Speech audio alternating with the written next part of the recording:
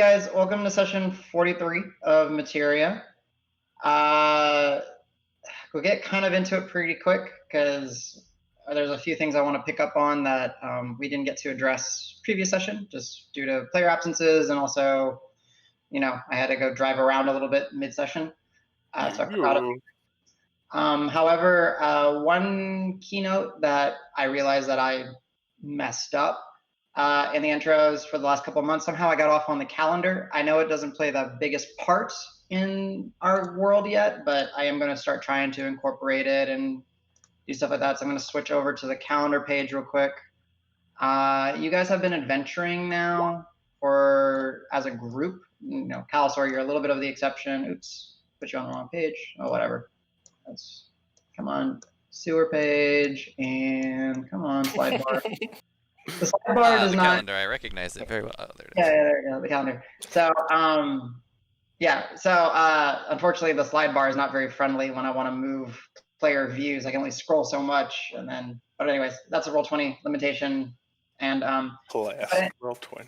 Yeah. So we do have the calendar page. The first calendar will always try to be the month that you guys are in. The second one is like one where we can just dabble. You can ask me to jump around so you guys can see it. The little icon here just kind of represents the day you guys are on. I've been messing up. I think I was like a week ahead. You guys are actually on the 18th of Windscar, which is one of the months. And yeah, just for you guys reference, 55 days you've been a group as the majority of the group. And for a little reference, I think the whole Volpine adventure was like 14 or 15 days. So just to give you a little context. So yeah, you guys are, when we start the session, not counting the retroactive stuff, you guys are being dropped off at Deep Roots on the 18th of Windscar. So let's see now if I can. No, it really sucks at trying to. Is there a command, Danny? Do you remember there was a command to just like snap player view, or do I have to drag it the entire time? On Roll20? I have no idea. I don't remember. Yeah, because all right, well, I got to drop y'all on Olivine then. Yeah, because it's dumb. I have so many pages that I can't scroll all the way over. Is there a ping way to do it? You just. I wish there was like a way that I could like double click on like one of my screens and stuff and take y'all to it. But whatever. You guys should be back on the river background. Yep. The lazy river. So that being said, going back into the recap, last session was mostly, if not entirely, spent on the River's Mall, with Rock getting to practice some captaining skills, Davis assisting on the boat, then the group just kind of doing some research, preparing themselves for the upcoming arduous journey back into, well, a literal swamp hell zone that you guys have been fortunate enough to enter and escape once, but now you decided to go back. This being said, you guys did uncover a few details and secrets through some ledgers and paperwork that was provided to you by Julian via Hava and the Adventures League, where with research and some, familiarity on Marb's part with how messages are sent and information can be hidden or purposely made obscure, you did uncover a dark secret to the individual that is possibly associated as the necromancer that you guys are, whose tower y'all are seeking.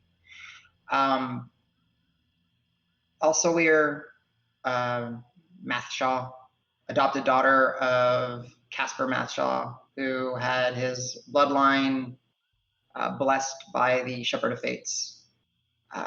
You learned that she was a gifted caster and, fell to her own corruptions and had a natural inclination for necromantic manipulations.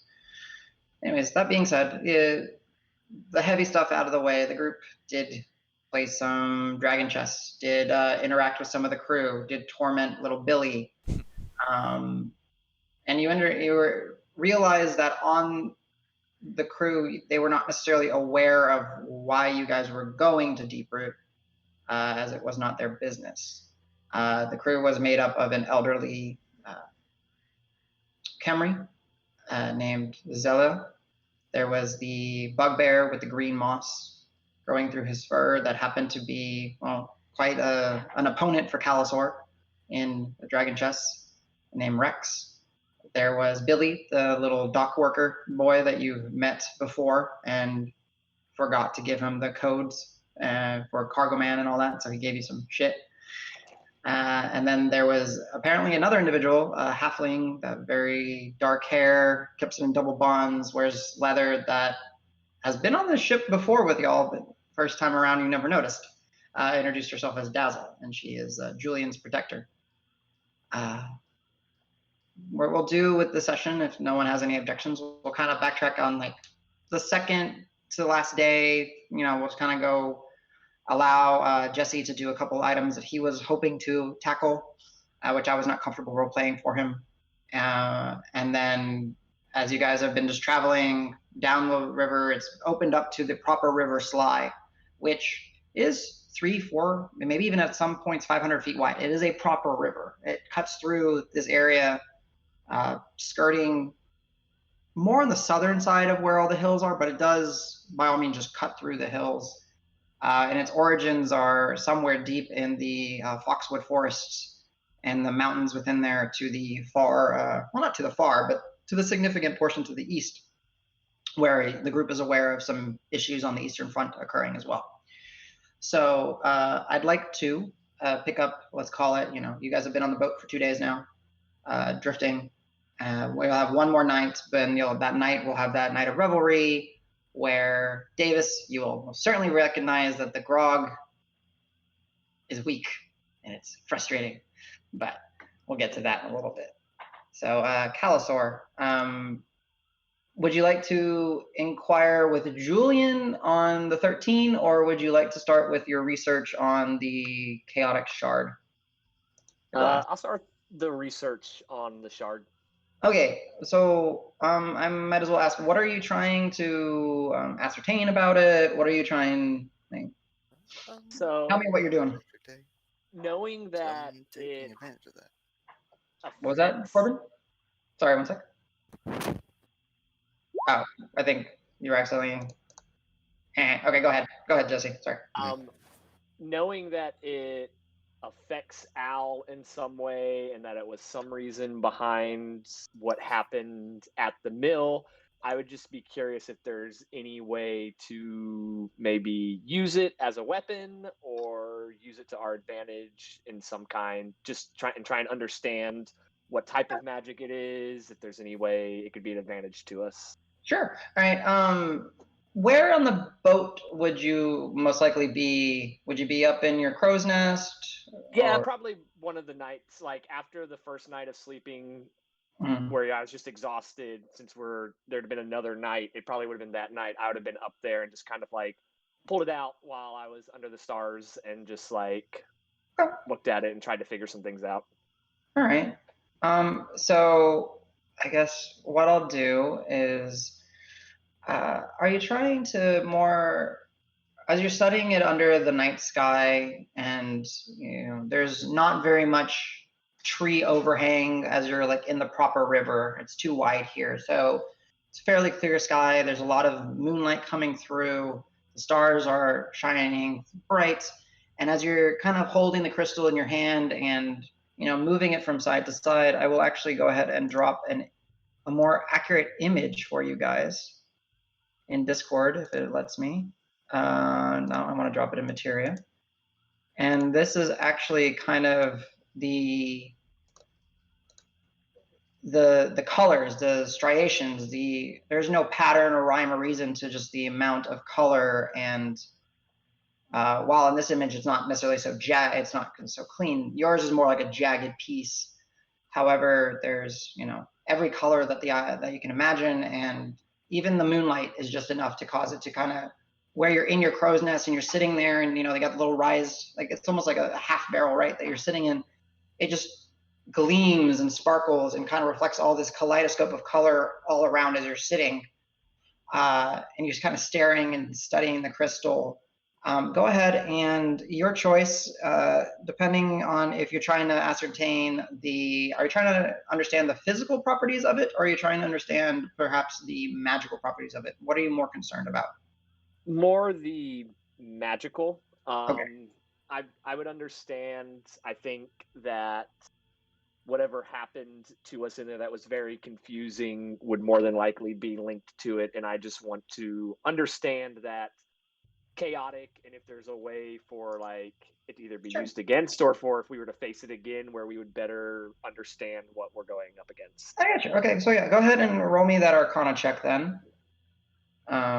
If you have guidance, I don't remember if you took that spell. I mean, you're more than welcome to guidance yourself as you are, actively focusing. Let me see. Okay, so that would be a 9 plus my 5, so 14. And then I didn't All have right. a D4 out there. So 18 total. Yeah. All right. So it takes you a while. This is not magic that has deep roots in nature. You're much more familiar with drawing that, the energies from the land and the elements around you. This comes from energies beyond, manifested, amplified, and agitated. You definitely get the sense of there was some sort of interaction, some sort of agitation, like I said, a catalyst that caused this violent reaction to occur. And that's what caused, from your recollection, from what you understand, that little shattering explosion of the crystals. This just happened to be a large enough chunk. Most of them just were like little shards. This was maybe the core or the base of it. You're not too certain. The way that the light catches it, and you're kind of putting it up to the moonlight, just trying to see if there's some sort of semblance of logic. And then it clicks with you that maybe logic isn't the answer. Maybe it is chaos. Maybe that is the nature of this thing. You recall some studyings and understanding that you're pulling from your druidic nature, that too much of a good thing can be bad. Too much energy can be bad. When you were trying to learn how to grow plants, you had an inclination to it, a natural, connection to it, but you'd give it essentially too much juice. And they would grow, they'd blossom, they'd turn to fruit, and then the fruit would grow and blow up. Not violently, but and you learn that this is possibly what caused that. And in this moment, that sheer reaction between different types of energies, possibly the ones that are being siphoned to the mills, grants dispel, they collided, and it just overwhelmed that little seed that was implemented as the part of the ritual for the blessing. And this was created. And it essentially captured the chaotic energies in a solid form. You having that a neat ability to cast magic, you realize that this almost hungers for magic in a sense. Like it still has that property of wanting to take in magic, and it has that property of, well, stripping away the borders of certain magics possibly. And that might be what was causing Al some issues. As to what the cause for Al, you're not sure at this point in time, but maybe there's some untapped magical potential with Al, and this crystal was literally just ripping the seams at it. Giving that course of the night, you end up actually falling asleep with the crystal, and once morning comes, based on the strange kind of dreams that you get, where it's like a chaotic scape, and it's not by all means a bad dream. It's just you're so focused on it. You realize that, and I put the item on your character sheet, so now you can see the definition of it. But this crystal, this glass shard, has a multi-layer crystal-like multicolored structure, and it kind of is the embodiment of its chaotic nature. If you decide to attune to it, keep it on your person every day at dawn. As the sun rises, it kind of, because of that natural phenomena that it is, that crystal will actually pull some of that energy in. And you can roll a d6. You add the d6 result to an 8, and if you are the target of a spell that makes you, or spell or magic-like effect, to our discretion, the result, let's say you rolled a 6, you would add 8 plus 6, that's 14. Any spell DC that is 14 or lower, you automatically succeed on. You do not have to roll. That doesn't mean like you take no damage if it's for half, but you just automatically succeed. There are some benefits to rolling a 6, and there are some very dire consequences to rolling a 1 on it, and that's just the nature of the crystal. So you've learned that this magic item usually good against magic. Cool. Just one other question about it. Do the colors in it remind me at all of that world where I got drawn into for a moment? Are the colors resembling at all? No, where you got drawn into, as you kind of pocket dimension. Yeah, you realize it wasn't a pocket dimension. It was massive. It was expansive. It was eerily cold, but you did not shiver. The sky was like the night sky, only brighter, closer, and there was hues of silvers and violets, and it was eerie, but definitely not in this. The colors are not related to this crystal at all. Okay. So yeah, Kalasor, if you wish to, you are more than welcome to attune to this crystal. I might have to re-drop it on your sheet because I did some editing to it. Yeah, let me delete it and add a new one. But yeah, so you have, let me add it to your character. Hopefully it'll let me, and hopefully it'll pull up the new one. Chaos. Yeah, requires attunement. Okay, cool. So it should be on your character sheet. Why is it saying requires attunement, but it's not putting an A next to your name? Roll 20. Sometimes you make me sad. Just know that it requires attunement. I'll try to tinker with it later. Okay. Cool. All right. So that would be one day, and then the other thing would be discussions with Julian. I'm not sure how receptive you would have been towards him, or how eager you would have been to discuss the 13, but he did bring it up to the group at one point. Okay. Yeah, so I guess at some point when he's kind of at the helm by himself or off to the side, I'd wander up to him and just be like, what exactly did he say to us about the 13? He just voiced his curiosities on it, and you haven't really known Julian for, well, I mean, the group hasn't known him for that long either, but just your insight, that the way he is, his background, the markings on his body like that too, he is a very superstitious individual. And decrees from an oracle definitely got the hair on his, on the back of his neck standing. So he voiced interest and, well, maybe concern at some of them.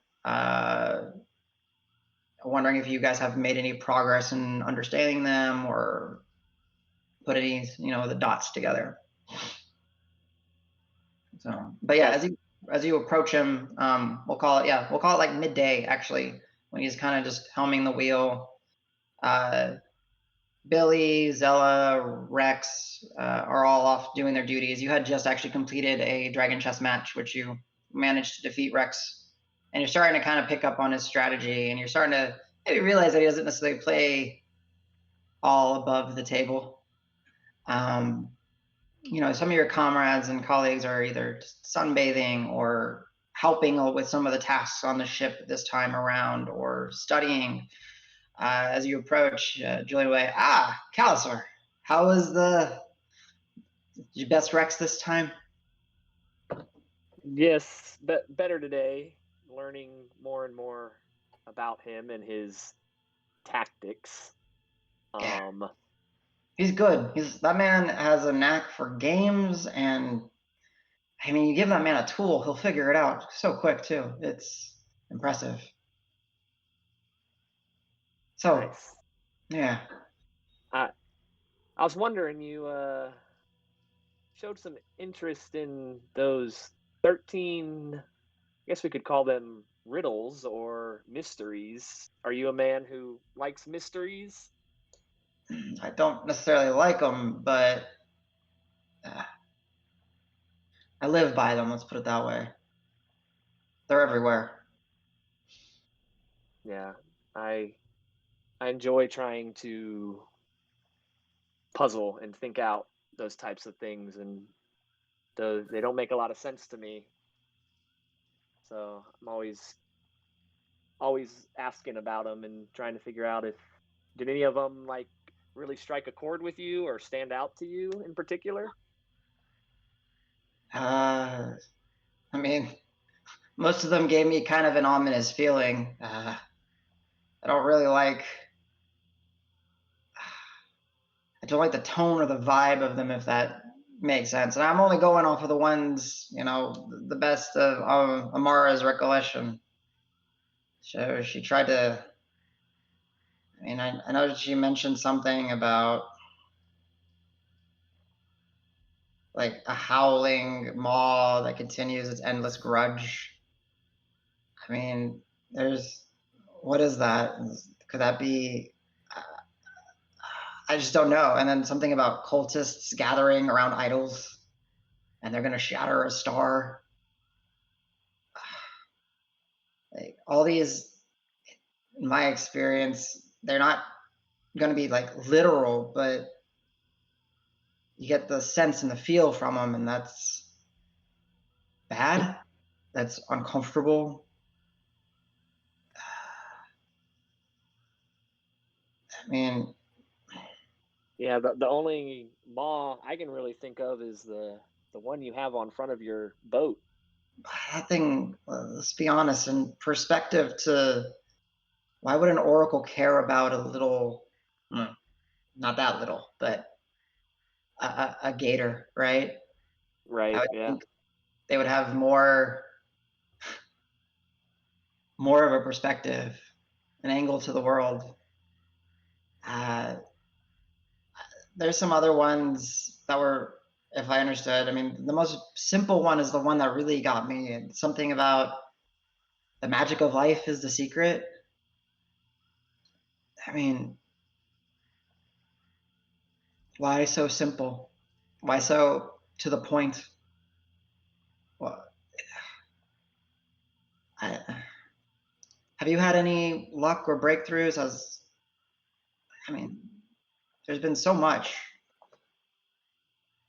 Yeah, no, we've been so busy since we got back to that town. I mean, my first time, but it's kind of been go, go, go since then. So I asked them to post them up at the guild to see if anybody would have any insight into them, but obviously won't be back for a while. So Yeah. Uh, I, and also not everybody knows where those came from, and probably for the best that it stays that way as much as possible. He'll kind of put his finger up to his nose and be like, I get you. I understand. Um, Forgive me, but Amara said it was a friend of yours, one that I would not believe. Yeah, he's Okay, somebody that, I mean, technically I protected him, though he doesn't need much protecting.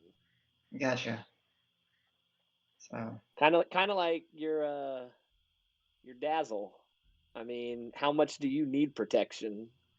You look like you can handle yourself for the most part.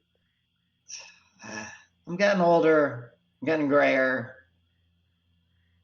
I don't enjoy putting my fist into someone's face as much as I used to. I can handle my own, but nature of cargo can be unpredictable. Can put you in some unsavory situations. She's never let me down. She's How long have you known her? Before I got to Green Hill. She's one of the original ones that came with me. Long time. Came with you from where? We used to go up and down the coast. I used to be out there on the seas, my cruise, but eventually had to come inland. Had more, I've called in for other duties and responsibilities. Most of my crew decided to stay. A few came with me. Green Hill. Start a more quiet life.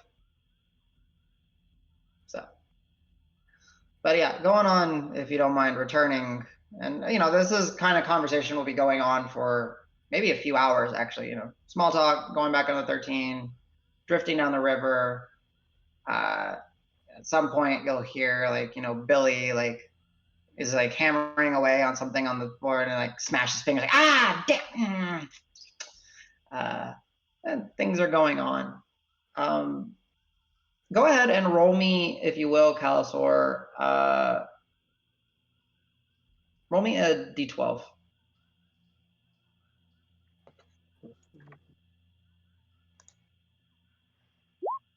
12. Okay. So.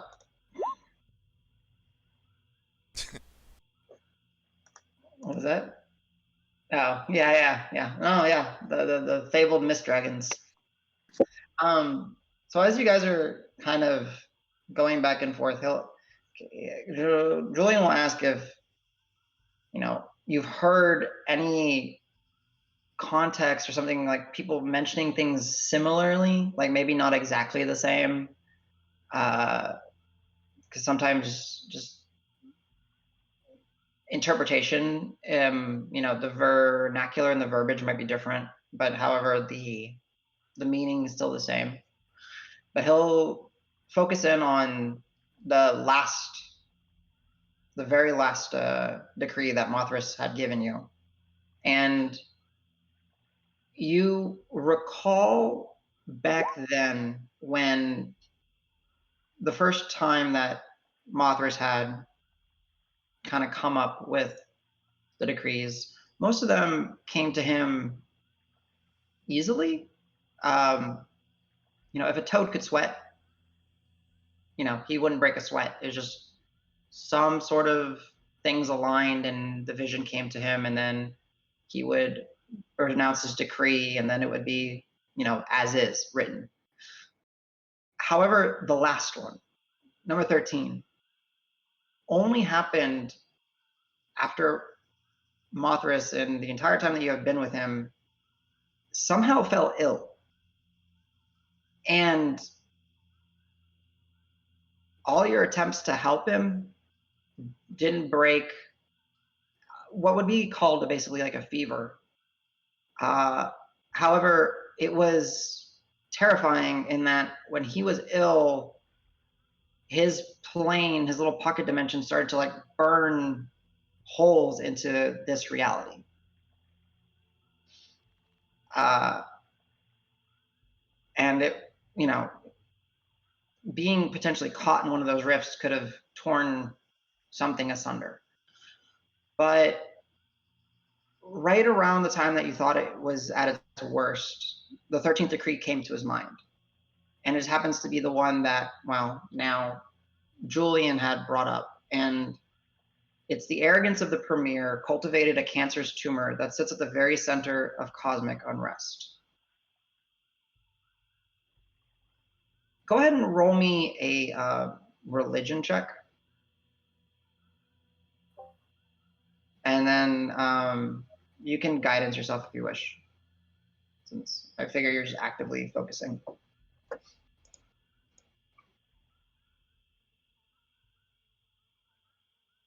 Would you say religion? Yeah, religion. Woof.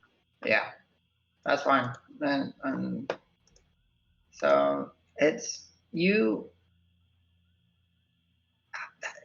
Just the whole context of it just is lost upon you.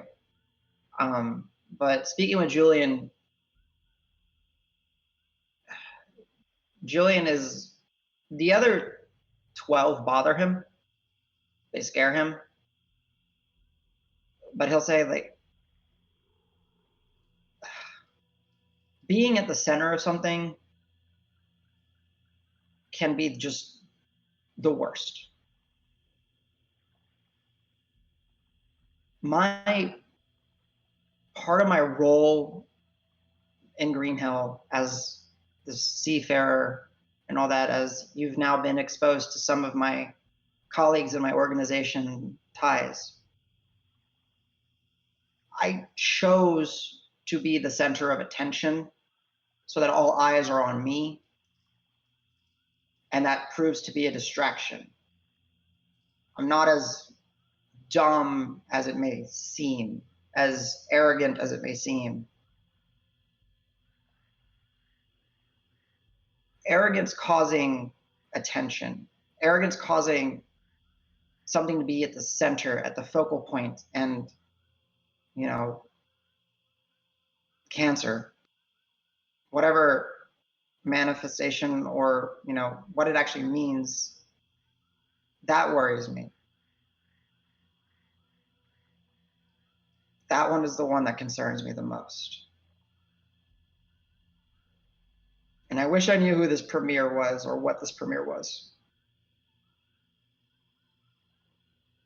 And then he'll just kind of, you just see him kind of get lost in his thoughts as he just kind of, your insight's high enough, he kind of just focuses on steering the ship more than he actually needs to, just to try to find some comfort and to stop the gears turning in his head.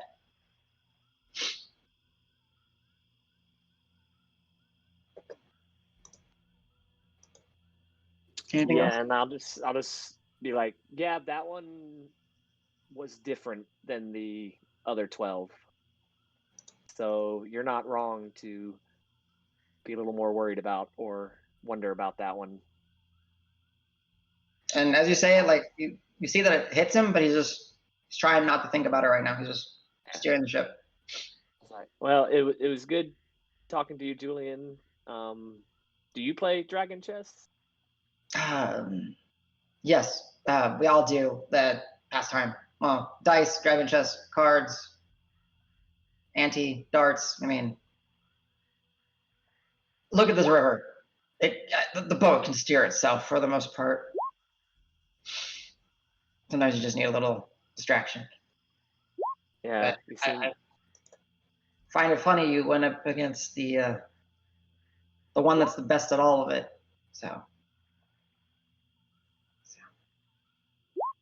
Well, if you want a distraction, we could do it, or if you want to play if we make it back alive, we can just do it another time. But we still got another full day of travel, perhaps. Probably a little less before I get to drop you off in the morning tomorrow. Perhaps this evening. Let the boys know. We'll have a little get together and try to make it a little bit of a merry evening in my quarters. Will you do that for me? Yeah, sounds good. Perfect. Calasor, I believe in you guys. Figure it out. I'm more at home out here than I am in town, so it will rely on you heavily then, for sure. Question, if you don't mind. You born in the swamps? No. Okay. Story for another time then. Yeah. All right. Cool. So yeah. So with that, the activities of the previous session will occur. However, I do want to interject one other one at some point when Davis, you're kind of on deck just actually at the front, and you're kind of just leaning over and just kind of trying to see the mall as best as you can, just kind of admire it. And it's missing some of its teeth just due to the battle that it was engaged with, but it cleaned up nice. It bleached real nice in the sun and everything. And it's an imposing sight, especially at the front of a ship.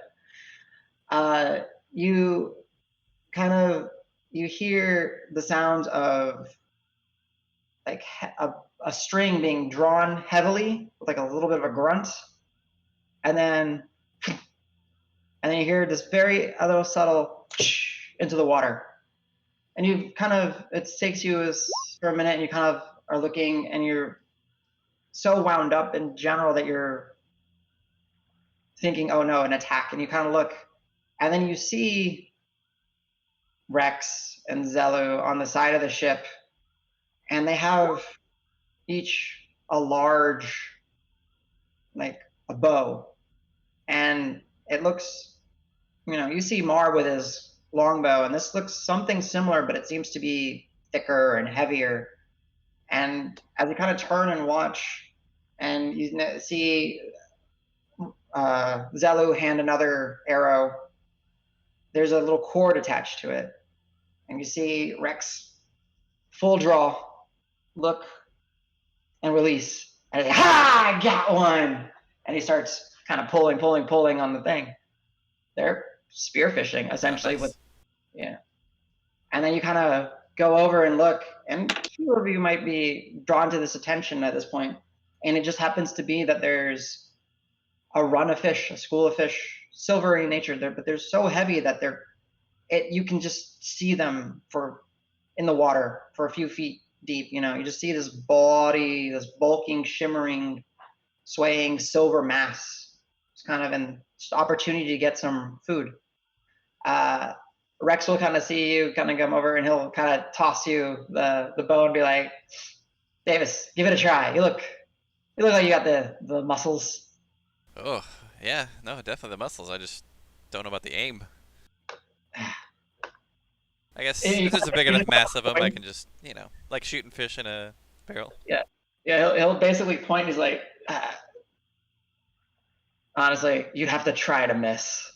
All right, fair enough. And then just immediately I'll big a draw as I can until it stops me, like physically stops me from doing it, and then I'll unleash. Yeah. So as you do, you feel this, like it's a proper stretch in your back, because you try to go with your arms first, just your arms. Like nope, oh no, and then you have to like use your entire body and draw, and as it does, just a tension, and then you just kind of let go, and you miss once, and he's like, that's. And Zello is like, give it another try, and he kind of gives it to you. Yeah, I'll reel it back in. Yeah. Sure. And then you kind of, you go ahead and give me a, let me add it to your character sheet in a second here. Let me find it. I thought I made it. I know I made it somewhere. I just got to find it. But go ahead and, there it is. So basically just an attack roll? Yep. With dex or strength? No, this is actually, this composite bow allows you to use strength or dex to make an attack roll. Okay. So go for it. I'll actually. I rolled a 13, so if am I proficient in it? Yep. Oh, I am? Okay. Yeah. So that'd be a 20 then, right? Yeah. Easy. You kind of go, and while Rex was kind of telling you it's easy, he missed one, you missed one. Right. You fire, and you just happen to fire at a section of the school as it's shimmering in that, where there's enough fish lined up, and the arrow goes, and you're like, I got something, and you start pulling, and then as you get the arrow, you get about 3 fish just stuck on it. And the arrows are hefty. Yeah. So. I guess we're eating good tonight. Mm-hmm. So. There you go. So I will, if you refresh, I will add it to your character sheet. Cool. And yeah, nice. Essentially, what the Julian and the crew will say is, listen, you got those javelins. Wait, they can be used we'll in this? trade. Yeah. Ah. Just. Thanks, man. let's put it this way. And the guys don't understand necessarily exactly what you're doing, but I told them it's going to be dangerous, and they understand. It's deep root. Rather give you a bow with arrows than just 4 measly javelins. Call it a trade. We call it even. Works for me. All right. So yeah. Yeah. So I will go ahead and add a composite longbow to your character sheet. Dope. Yes, more range attacks. And then I will remove your javelins. Okay. So do I need to track ammunition at all? You will be given a quiver of 25 arrows. Yeah. Oh, So nice. if you want to add the 25 arrows, go for it. Oh, okay. Just regular. That will help me. Okay. Yeah. And basically, what it is it's a nice bow. I mean, it's not like the grandest. It's compared to Marb's. Marb's is more. Well, Marb takes care of his bow, and he wants to have a nice fancy bow. But it is a functional bow, and it is made of heavy ash. Well, it's got a core of ash, so it's a little bit easier to draw. But then it seems to be rimmed by 2 other types of wood, and then it was filed down to make the shape of the bow. Much harder woods, and just the size and of the bow itself relates to actually using strength. So you do have to have a minimum strength required to draw it, which you meet. Yeah. Otherwise, it functions just like a longbow, and you Cool. could use your strength instead of dex. Yeah, I imagine if I can, I would ask Marb to show me how to lead maybe or something like that. What do you do when you're looking at this kind of stuff? Normally I just smack things in front of me. That could be something you'll spend part of the day. Yeah. Oh, training. Yeah. So, but yeah, other than that, unless if anyone has anything that they wanted to interject on, the boat ride that we may have forgotten to bring up, the day will continue. There will be the night of revelry, not anything too crazy, but at the captain's quarters, where he actually cracked into some of his better, food reserves and help some grog. And as mentioned earlier, while I believe none of y'all would willingly get yourselves too intoxicated, just knowing the day that looms before you. I certainly wouldn't. Yeah, Davis. I would try. Yeah, you would try, and you're just like, man. Yeah, I'd be like, Julian, what are you using to brew this stuff here? It seems kind of weak. Just looks weak. Yeah. I mean, I've been, just to kind of dull the senses a little bit, given what we're going into. I was thinking put 2 or 3 back, and I'd be, a little bit more merry, but it's just nothing. He kind of takes your cup, swishes around. No, that'll grow hair in your nose. If anybody else is around, I'd be like, hey, is anybody messing with me? Why? Somebody put stuff in my drink, or what? All of you are imbibing in it. It's proper strong. It's not like you need a lot. It's just, it's nice. It's proper. It's like simple grog, so kind of like a mead taste, but definitely heavy in the citrus. In fact, one of the things that's on the table is just like a wooden bowl, a carved wooden bowl that has a variety of different, citrus plants or fruits in them. And just throughout the course of the night, as needed, the guys, you just come up there, grab the knife, cut the fruit, kind of squeeze some of that into the glass that you're drinking, just to either improve the flavor, but also just seems to be tradition, and if you care, medically correct to help fight off scurvy, though not necessarily necessary in the situation. But yeah, it's decent. It's not like the finest alcohol you've ever had, but it definitely burns the nostrils. One of these jerks definitely messed with me. God dang it. So, Adam, having studied the shard, knowing that it affected a whole bunch of stuff, and seen it affect Marb, and I don't think Davis has held it yet. I know we had it Okay. was me, Alan, Rock that were Okay. all up there when we originally were messing with it. Mhm. I'm gonna go up and just like when he's not really like paying attention, just like kind of touch him on his shoulder with it and see if it like does anything to him. Davis within like Cal kind of comes up there, puts his hand, what you think is his hand on his shoulder, and then as you start to turn, the world starts spinning, and all of a sudden you are drunk as a skunk for that brief moment. You're like, Whoa, what the hell? Davis. You Oh, all it just takes a like, while to hit. Ooh. In the moment, like Cal, you withdraw the crystal, and after like a few moments, it just. Do you withdraw it or do you keep it on? Davis is immune to being drunk. I know, Yes. but that's. Yeah, but his immunity's gone. Oh, okay. Cal's trying to figure out the crystal. I get it.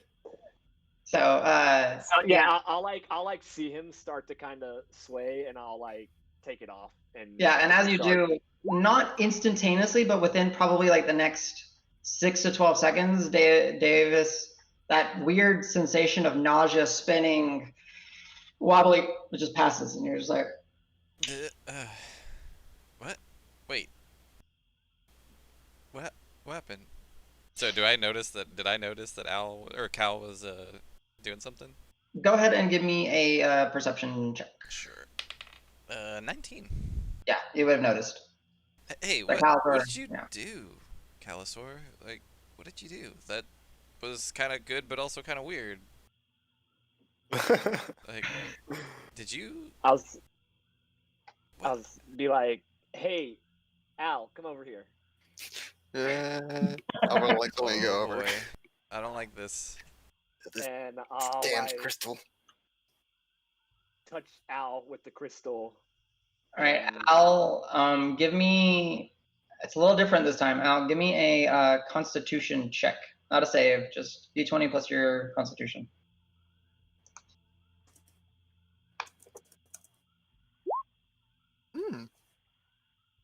Yeah. Oh wait, I said Constitution. I meant Charisma. Sorry, so it's even gonna be higher. Sorry, my brain. Yeah, you're a Charisma-based character. So. +2 to that. Yeah. 21. So 21.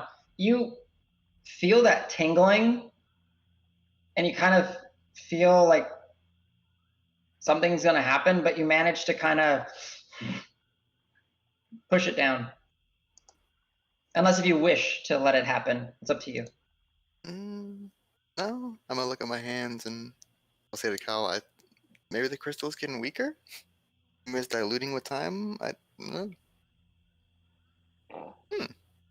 I'm cured. So, yeah, Davis, I don't know what, but this crystal has to deal with chaos, and that's some of the magic we were dealing with, and so I think it still can either heighten or take away what it's done, is what it feels like. And so I'm guessing it did something to you, because when I touched you with it, it affected you, but it didn't affect Rock. So when Rock held it, at least as far as we know.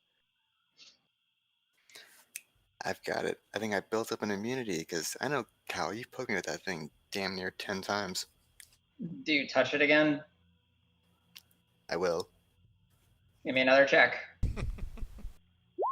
It's a Charisma this time. Nope. I'm telling you, I'm immune to this thing now. And before you, as he's saying, I'm telling you, I'm immune to it, he pokes it, and his face kind of elongates and shifts into like a lizard-like, but his eyes become bulgy and like chameleon, and he's starting to like look all different directions with like a little horn sprouting, and he starts slouching over. I'm gonna back up against the wall and slide down like I got scales. Yeah, you see your hand like. Meh. Okay, it's still magic. Okay. And then as you kind of back up and do that, after a few moments, you just kind of back to Al. I'm gonna stay seated. But Al, all of you that notice, it's that shimmering effect, Cal. And Cal, you're more focused on it. It's when this happens to Allegretto, it's almost like the same effect of like all the different colors, and then just gotta, and then a mirage and the illusion take place. Yeah, Davis. So I don't know, but there's something going on with you. And you just hear Dazzle and Julian and Rex and Billy, because Zelu's up on navigating the ship, just start cracking up and chuckling as they just see this panicked chameleon lizard owl slam against the wall, kind of huff puff, and then turn back to himself. Yeah, when you tell Davis No, this, everything's fine. I was gonna say, when you tell Davis this, he's like, "Oh yeah, okay, I get it." But if you have any sort of insight at all, you know he doesn't get it. No, Davis is confused. Yeah. Cal has a natural 18 insight. Yeah, Davis confused. Do you want to hold it, Davis? And I'll like. No, I'm good. I'm good. Okay. Cool. All right. Hey, Julian, you want that game? Oh, weird crystal thing away though. No cheating. Definitely. Here, Al, you want to hold it for me? Fine. And then I'll just stick it in my pocket. Okay. Yeah. All right. Yeah. Interestingly enough, Calisaur, that feather beard, it's getting pretty thick, pretty lush. Get some more plumage on the bottom of it, but still there. But yeah, you guys go ahead and play a game. Go ahead, just for the sake of it, out of curiosity, go ahead and roll me 5 d20s. I want to see how the course of your match with Julian goes. Oh Jesus, you Julian had a little bit too much to drink. He's sloppy. Like, you can tell, like, fundamentally he knows what he's doing. First turn was just abysmal, and he just never was able to catch up. He made a couple good moves, tried to recover, but no, you crushed him. He's like, I lost that in turn 1, didn't I? Yeah, I lost that in turn 1. Mm-hmm. He recognizes it. All right. Anything else you guys want to do before we shift over to the actual start of the session where you guys get to depart into Deep Root? Oh no. Others? No, you're good. I just think Okay. everybody's being quiet. Okay. Yeah, nothing much. Okay. Golden.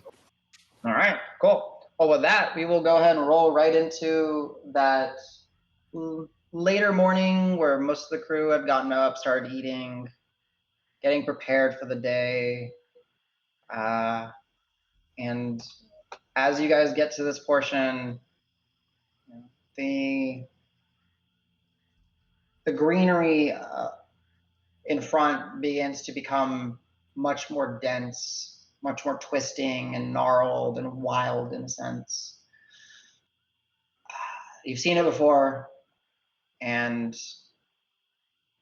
even for you, Calisaur, because you weren't necessarily from like this part of Deep Root, you were maybe part of another portion that might be more along the border. Just peering into it, and you were exposed to it when going, with the crew back to the Oracle's hut, but the density, the lack of light that actually manages to pierce through the canopy, and all of you get that sense again that eyeballs are upon you. Somewhere, everywhere.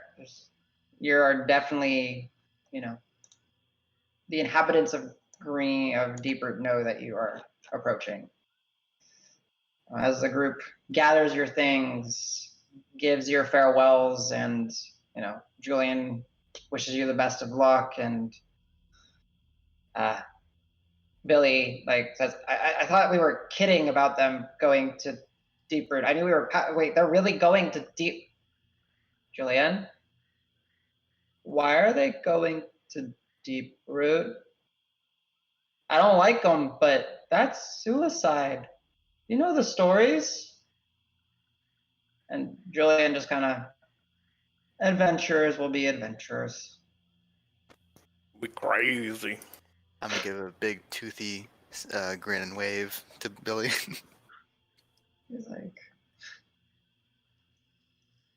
Julian, no, I don't want, I don't want to work with them again. No, they scare me.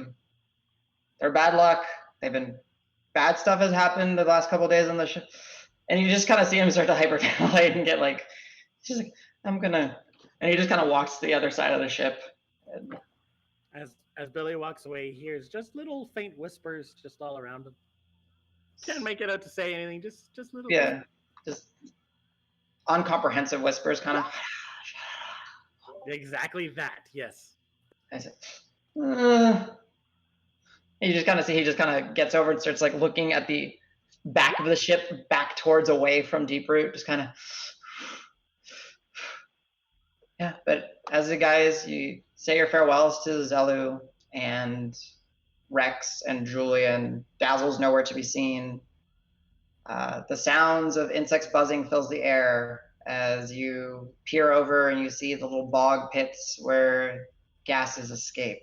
I do want to remind Julian what I asked him when I got on the ship. Just be like, hey, don't forget to check out on the mill if you wouldn't mind when you get back. Yes, yeah. Thanks. I hope to, well, hopefully we'll see you in, hopefully we'll see you all. Yep. Good luck. Thanks. Yep. And then you'll kind of, Rex will kind of approach and be like. And Davis is like far more quiet than usual when he says, like, normally he's kind of like a little boisterous and loud, but he's like very reserved at this point. Yeah. And Rex will kind of approach and kind of to all of you, but a little bit more to Calisor, and he's like, when you get out of here, 5 gold a game. Remember that. He kind of Definitely. walks off, cracks his, and he gives a toothy grin where you see that one bottom canine that's been cracked and broken, has like that iron cap on it. Grins, cracks his neck, and gets kind of walking out of the way. And then Zelu wishes y'all the best. He's like, you guys lead, well, dangerous lives, so good luck. Thanks. All right, dragging y'all's friends all up here. There you go. So just a technical detail, like I'm having a little bit of issues with the video capture stuff. So like occasionally it'll probably like freeze or stutter. I'm trying to fix it as whenever I notice it, but I haven't figured out why it's doing this. I'm sure you'll get it here shortly. It's all good. So yeah, as you guys are, disembarking from the boat, your feet hit ground. As you guys realized, and the first time you were here, it's not really ground. It's thick gnarled roots that cover basically any semblance of ground, where there's so much vegetation that even where there's pools of water, it just pulled in the vegetation. It's slick with algae and moss. And as you kind of begin to approach forward, that quick transition from the canopy-less river sly into the dense, and it becomes dark and actually becomes pretty difficult to see as the sun is basically snuffed out from the overhead vegetation. The stagnant land before you is as unwelcoming as you recall it, and the sense of being washed from the boat continues and gets a little bit stronger as you hit land. With a collective inhale and exhale, deep breath, you turn around and the river's maw is starting to drift away from where they dropped you off.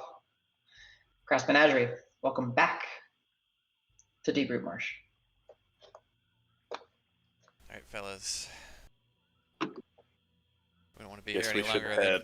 we don't want to be here any longer than we have to, so let's Yep. straight up Rock, plot a course. does Pebble know how to get us to where we're trying to go? Pebble, can you take us to the tower that I sent you to climb? God, I hope so. Do you know where we are? Fingers crossed. So, real quick, I did go ahead and repost the YouTube of the sound if you wanted to use that, because I'm going to stop the audio in Roll20. Again, feel free. I just wanted to have some slightly different swamp sounds. Better swampiness sound. Oh yeah, and it also lets you control the volume, right? Better on your end, so you can play it at whatever percentage you wish. But looking looking at Pebble Rock.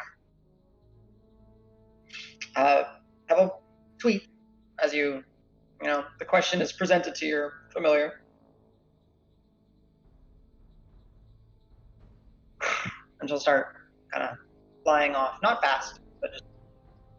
And this part, Julian did as best of a job as he could to get the group back to the same location where he dropped you off with Amara the previous time.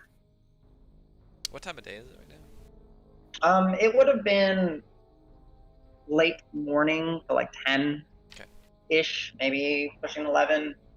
But as you guys do start taking a few steps, Grant, Barb, Rock, it's very hard to see in here.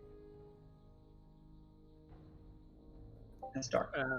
Was it this dark last time? It was.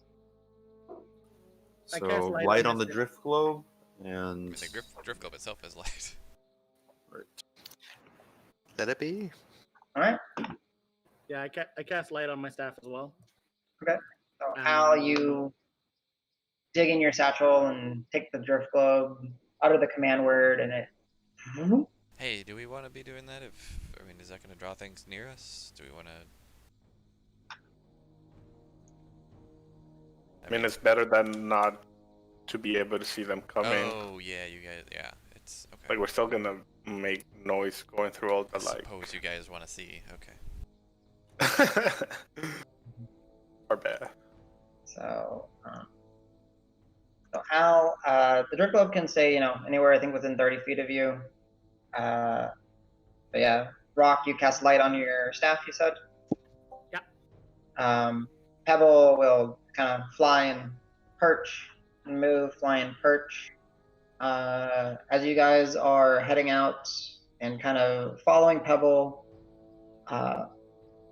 what are you guys doing? I guess essentially, like, is there a marching order? Are you guys moving forward as like a block, as a unit? Like, how are you guys approaching this? Which way is the wind going? Is there wind? Ooh, good Good question. It's stagnant. There's just, what wind comes isn't really wind as it is either gases escaping from some of like the slushy bog pits, or just the collective maybe effect of the insects kind of. I mean, before we head out, I'll at least ritually cast Water Walk on all of us. Okay. Get that thing. You want that thing. Ooh. Nice. So you guys wait for the moment as you guys prepare to set in, looking in, peering in. Lights are casted, drift globe is set. Calusor takes the group aside for a moment and draws upon some of the water from the surrounding area and begins to ritually affix it to your feet in a way, and you get that similar sensation of water walking, and then it's not too difficult to walk. Still it's not nearly as slippery. I mean, there's still like the issue of the terrain being, well, as you see it, where there's sometimes impassable and you actually have to kind of climb over the low-lying trees and roots and vines, but definitely helps. So we're following Pebble. Pebble, I guess, is not above the canopy. Like Pebble is. No, she's keeping low. And Calisaur and Rock, give me insight checks real quick. Or animal handling, your choice. 10 total. Yeah, 9 plus insight, 13 total. 13. Rock, Pebble's having a hard time seeing. Okay, Pebble, go above the trees. That'll be all like a signal Pebble to go up and over into the light. And I'll just grab onto Davis just naturally and Sure. bamf and assume people know what's going on. Okay. I'll even do instead Drop of him just face the normal, down in the mud. instead of the normal, yeah, no, instead of the normal thing where it's like I just kind of let him have his, like I'll actually put my arm around him too because I understand it's gonna be difficult to walk. So. Yes. And with that, it will slow you down just a little bit. Not much, you know. Yeah. Instead of the group moving your normal 30 collective feet, it's going to be like 25 feet. Okay. Just the water walk is helping, or rock. But every time you kind of get to a more treacherous, like as you see in this image before you, where it's like actual like thick wood and low-lying branches are actually blocking your way, Davis, you have to tap Rock, and then Rock, that's your signal to bamf back in and kind of walk over, do the manual climbing yourself, and then bamf your sight back into Pebble. Yeah, or like if I have to like cut away some stuff, then I'll do that kind of stuff. I mean, we can alternate him between. Yeah. So, as you guys are coasting through, insects are and they're starting to bite and gnash and, you know, start to land on you, and you're slapping and trying to get away from them. Can everyone please give me Constitution checks? Not saves, just checks.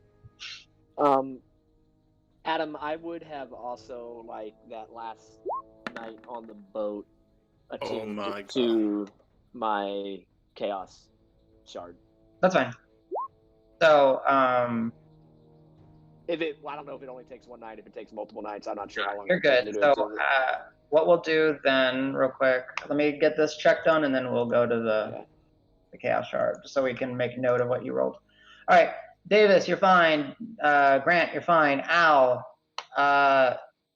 just note that it's starting to itch, and you're not starting to feel too great. Marb, same situation. Rock, you're fine. Did you say Constitution, Adam? Check. Yeah. 18. You're okay. Sorry, Rock. You're starting to feel like a little bit itchy and scratchy. Calisaur, you're fine. So Davis, Grant, Cal, you're fine. Marb, Al, Rock, starting to itch a little bit. Starting to feel a little not too great. Not like it's not negatively affecting you, but it's irritating. Freaking mosquitoes. I try to eat one of the air with my beak. Would I... Give me a dex check. It's a freaking Mr. Miyagi check here. What if it's like something gross and I'll like get poisoned? I mean... Oh, my dex was pretty good. Yeah, and then Calisaur, roll me that d6. So we can... Yeah, like Mr. Miyagi with the beak. You get one of the mosquitoes and it's a goner. You stand a chance. Sending a message to the other mosquitoes. Yeah. And then let me know what you rolled on your d6, Cal. Yeah, I rolled a 5. 5. Okay, so that puts your shard to 13. So any spell or magic-like effect of a DC 13 or lower you just automatically save on for today. Nice. Just remember that. Is it spells only? Or you said spell or magic effect? Do you say spell or magical effect? Yeah, like spell-like magic effect, you know. Like, so, like, if something has, like, a innate effect that's magical, it will still help protect it. But if, like... But, like, these con saves or something wouldn't be... No, these are, as far as you know, not magical. Right. But, like, as if or if, like, a wolf were to, like, grab and try to knock you prone, that's not magical. So... But, yeah, for the day, Calisaur, just remember 13. Yeah. Like Um, mattresses. Mhm. Yeah. as I see Marb and these other guys being annoyed by mosquitoes, would I know, having lived in the swamp and just herb stuff in general, Mhm. would I know of anything that would like make the mosquitoes possibly leave them alone more, or Nice. all of us? Your choice, and this will be where the group can start contributing to the travels. Rock is contributing with Pebble, Davis is assisting Rock. Medicine, nature, or survival, whatever you want, whatever you feel is pertinent. Yeah, I'll Keep do in nature. mind. Okay. Can I hold on that? Just let me pull something up. Just because I feel like this is important. You roll a 15. Okay, so that'll be 20 total. 20 total.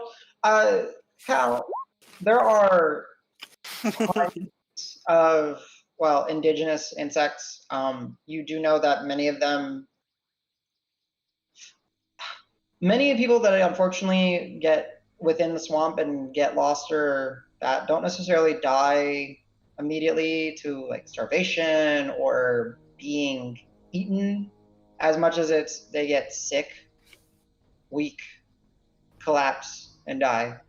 And you've kind of picked up through living in the bugs seem to be that common cause of, well, disease and ailment. And you know a couple tricks. You'll keep an eye out on for some plants, and you're looking for like a blossom that happens to bloom under with very little light to no light. But you're looking, and as the group keeps traveling, Cal, you're keeping an eye out for just little breaks, like little god beams coming through, right, from the canopy, and then you find a few, and you go there and you look, and it takes you not too long, but after about the third or fourth one that you get to openings, you find a little patch of these red, semi-lily-like looking flowers. They don't have nearly as long of a, like, Stevens or whatever they're called, and they have many, many more petals. And you know that if you take these and you just rub them in your hands, roll them around. Yeah, thank you, Stamen. Thank you. And then you can kind of smear the oils and the of the plant, and that'll essentially work as a deterrent for insects. Much better. I'll let everybody know, hand it to him, and then I'll spread some on Rock while he's banned. Oh, Rock, Thank you. don't worry, don't worry, Rock, and I'll just kind of put some on him as well. Yeah, and as it's getting applied, and you guys, all of you realize that you all apply it, but it helps actually with the itching as well. It just kind of has like this spearminty kind of tingle effect on your skin for a little bit, and then it kind of subsides, and that's nice. And this should protect you for Cal, for a day or so, maybe a little bit longer, But now, as a group, you'll be cognizant as you travel. You'll make preparations throughout the day. I'll say, if I hadn't already been, when we got into the swamp, Davis will be uncharacteristically wearing a shirt. Yeah. Yeah. Not Davis, sleeves. you will notice everyone else is itching. Not you haven't at all. Like, But even still, like, just because it's gross and stuff, Yeah. I'll be wearing. yeah, absolutely. You don't want to get no gunk on your nipples and stuff. I get you. Absolutely. So, They So, chafe. yeah, protect the nips. They chafe, man. yeah. So as the group is traveling, I guess I should ask, Al, are you doing anything to contribute to the pace of travel? Marb, Grant? I'm looking for any danger, like signs of the husk creatures, or like any animals like maneuvering around. Like, don't trust anything that happens in the swamp. Right, Marb. I'm assuming.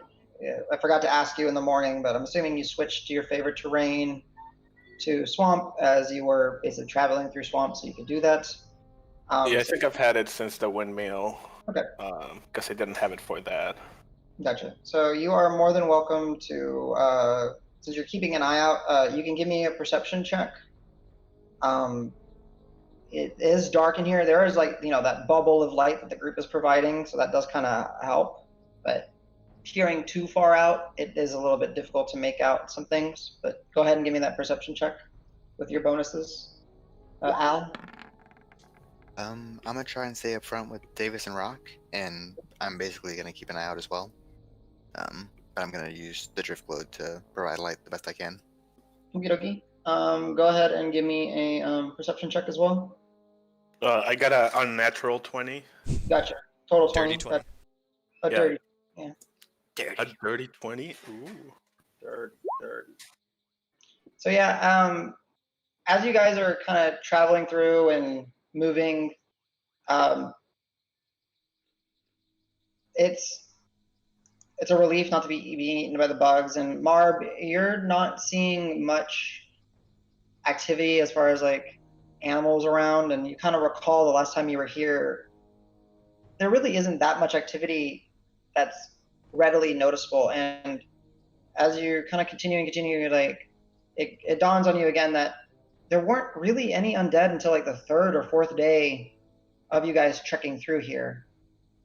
It's just this really unnatural. Really quiet. Yeah, but you always have the sense of being watched. And then as you guys are kind of, looking around, and Al, you're kind of focusing your attention on Rock and Davis, and then you're kind of looking around, making sure that they're not gonna like run into anything.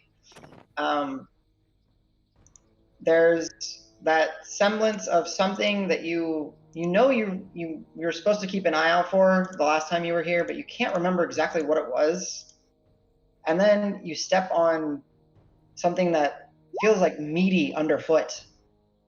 And then you take another step, and all of a sudden the ground just kind of, as these large petals just start to engulf you and encase you, and you're just snatched up. I would immediately do the double tap on Rock's head to let him know that I'm letting go of him and just try and get Al out of there. All right. Guys.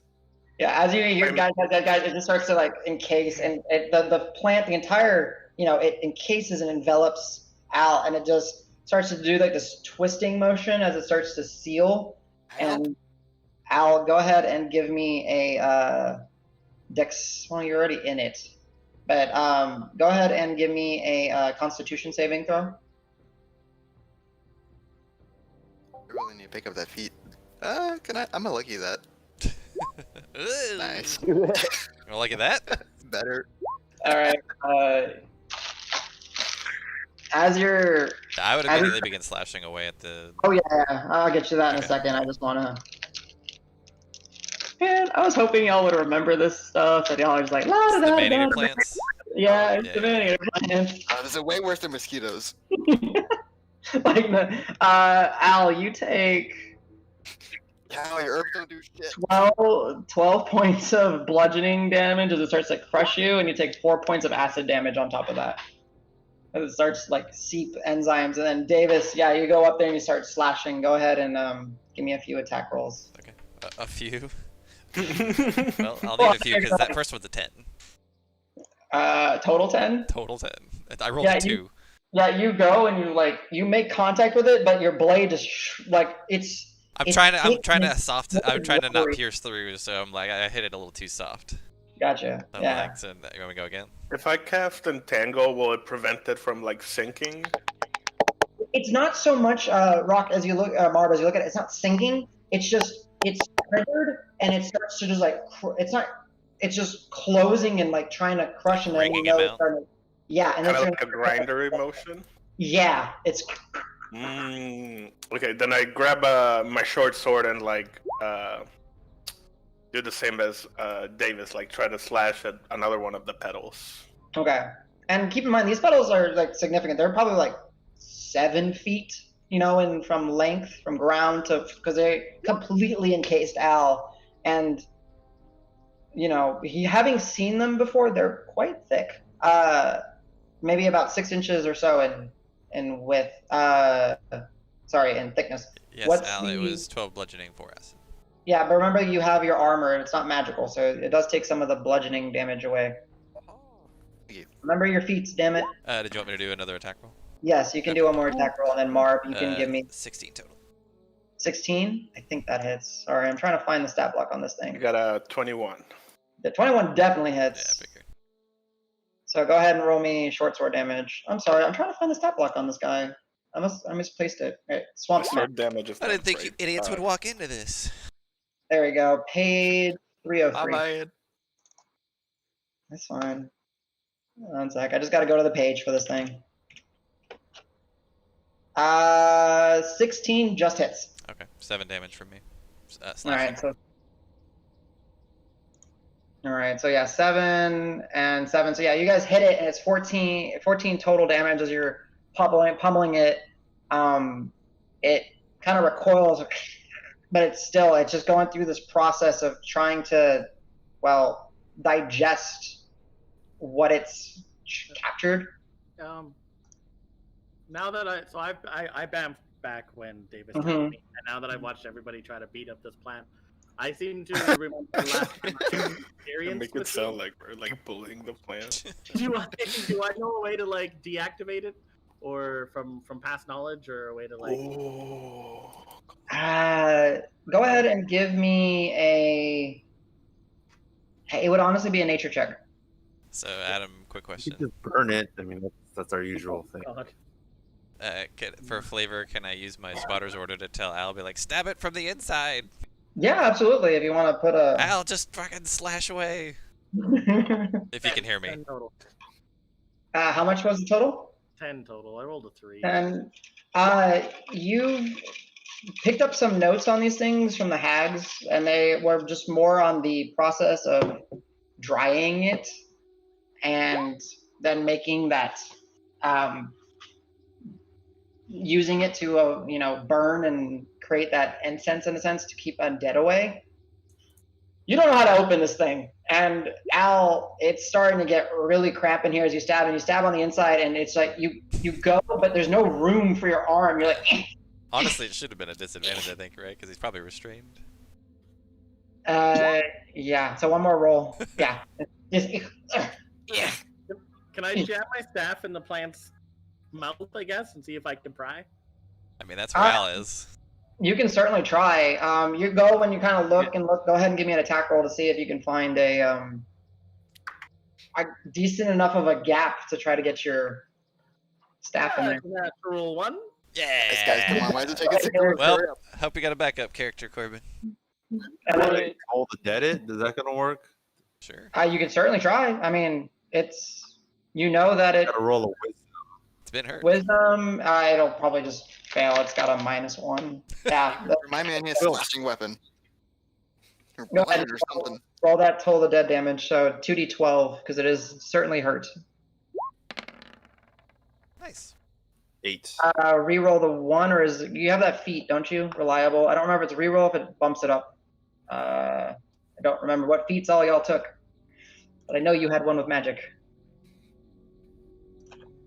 No, if I did battle magic. Or maybe you swapped it out. I could have sworn you had like reliable spells. Yeah, or reliable spells. When you roll a I damage for a do. spell you It's cast, 2 you can treat damage. any Yeah, one as it's a 1 2. extra damage. So 9 total.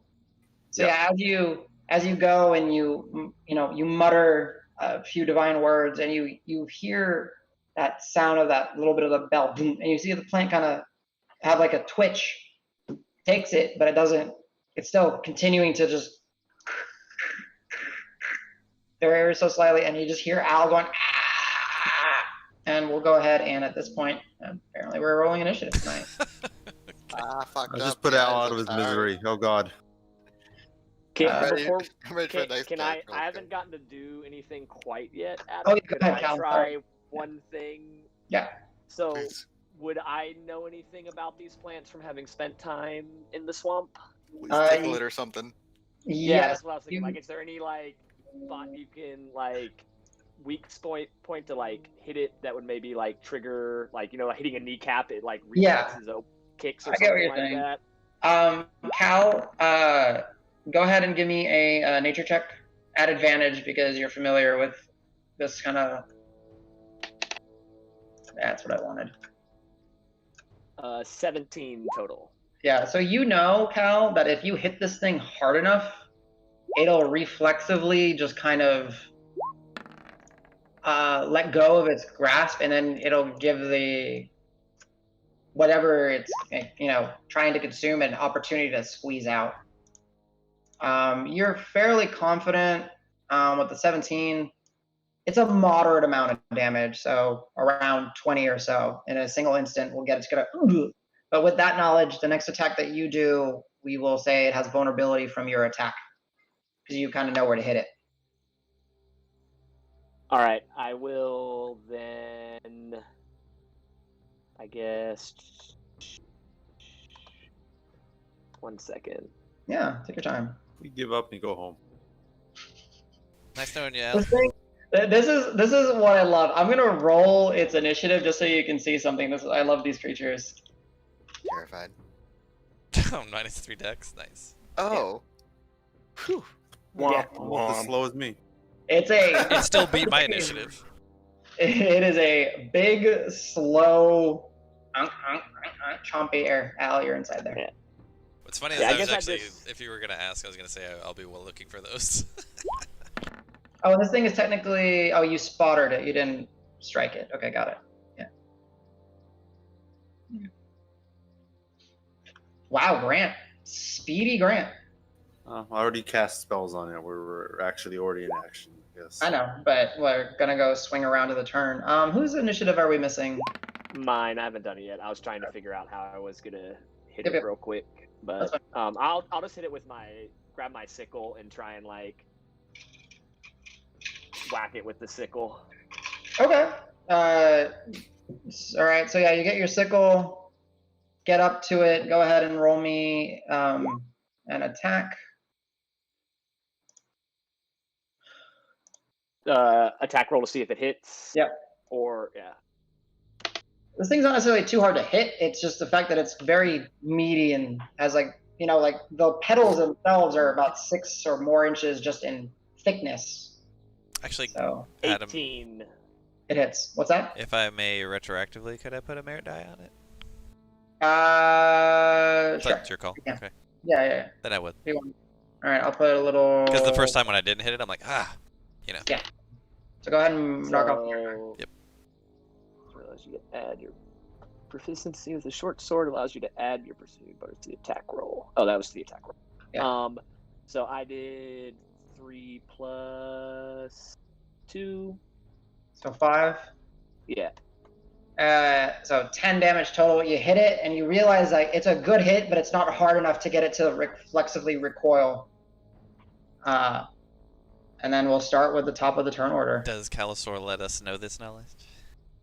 Yeah. Oh, okay. I'll be You're like, like, just hit it really try and hard, hit it'll it- fucking open up. Yeah, hit it as hard as possible, and it'll pop open. Gotcha. All right, Grant. I'm going to run up and just try and pull it open, I guess, with all my strength. Oh, interesting. Okay. So that'll be an opposed strength check. Go ahead. And I may or may not bravura it. Oh, well, I'm not supposed to know whether or not it succeeds. Oh shit! Yeah, you're right. Barely. Grant, you're getting it, and this thing is huge. So you start to kind of get a pry on it, but it's gonna take Like you one another. petal, and I can barely see the top of Al's hair. It's like, we're gonna get you out, Al. We're gonna get you out. I'm like yanking on it. So, with That that, sounds normal. It's fine. I'll say that this action will reduce the amount of damage it needs to spit up Al. Anything with your bonus action, or is that it, Grant? Fuck it. I'll cast the spiritual weapon and just start whacking away with it. All right, go ahead. You go ahead and use that spell slot. I'll summon up your spiritual weapon and give it a crack, crack.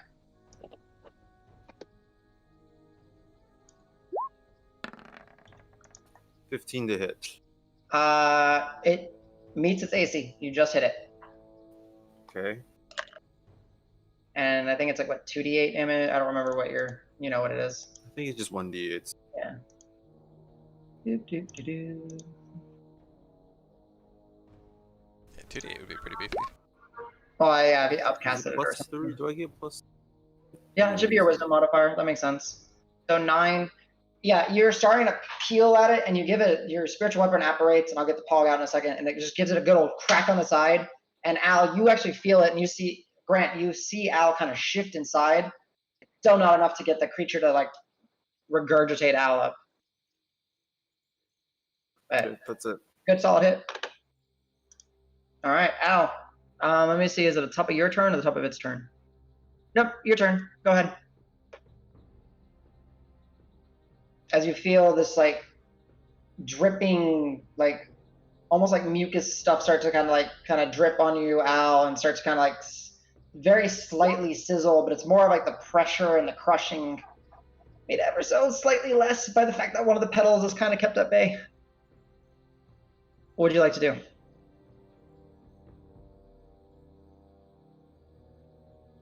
Corbano? Cry.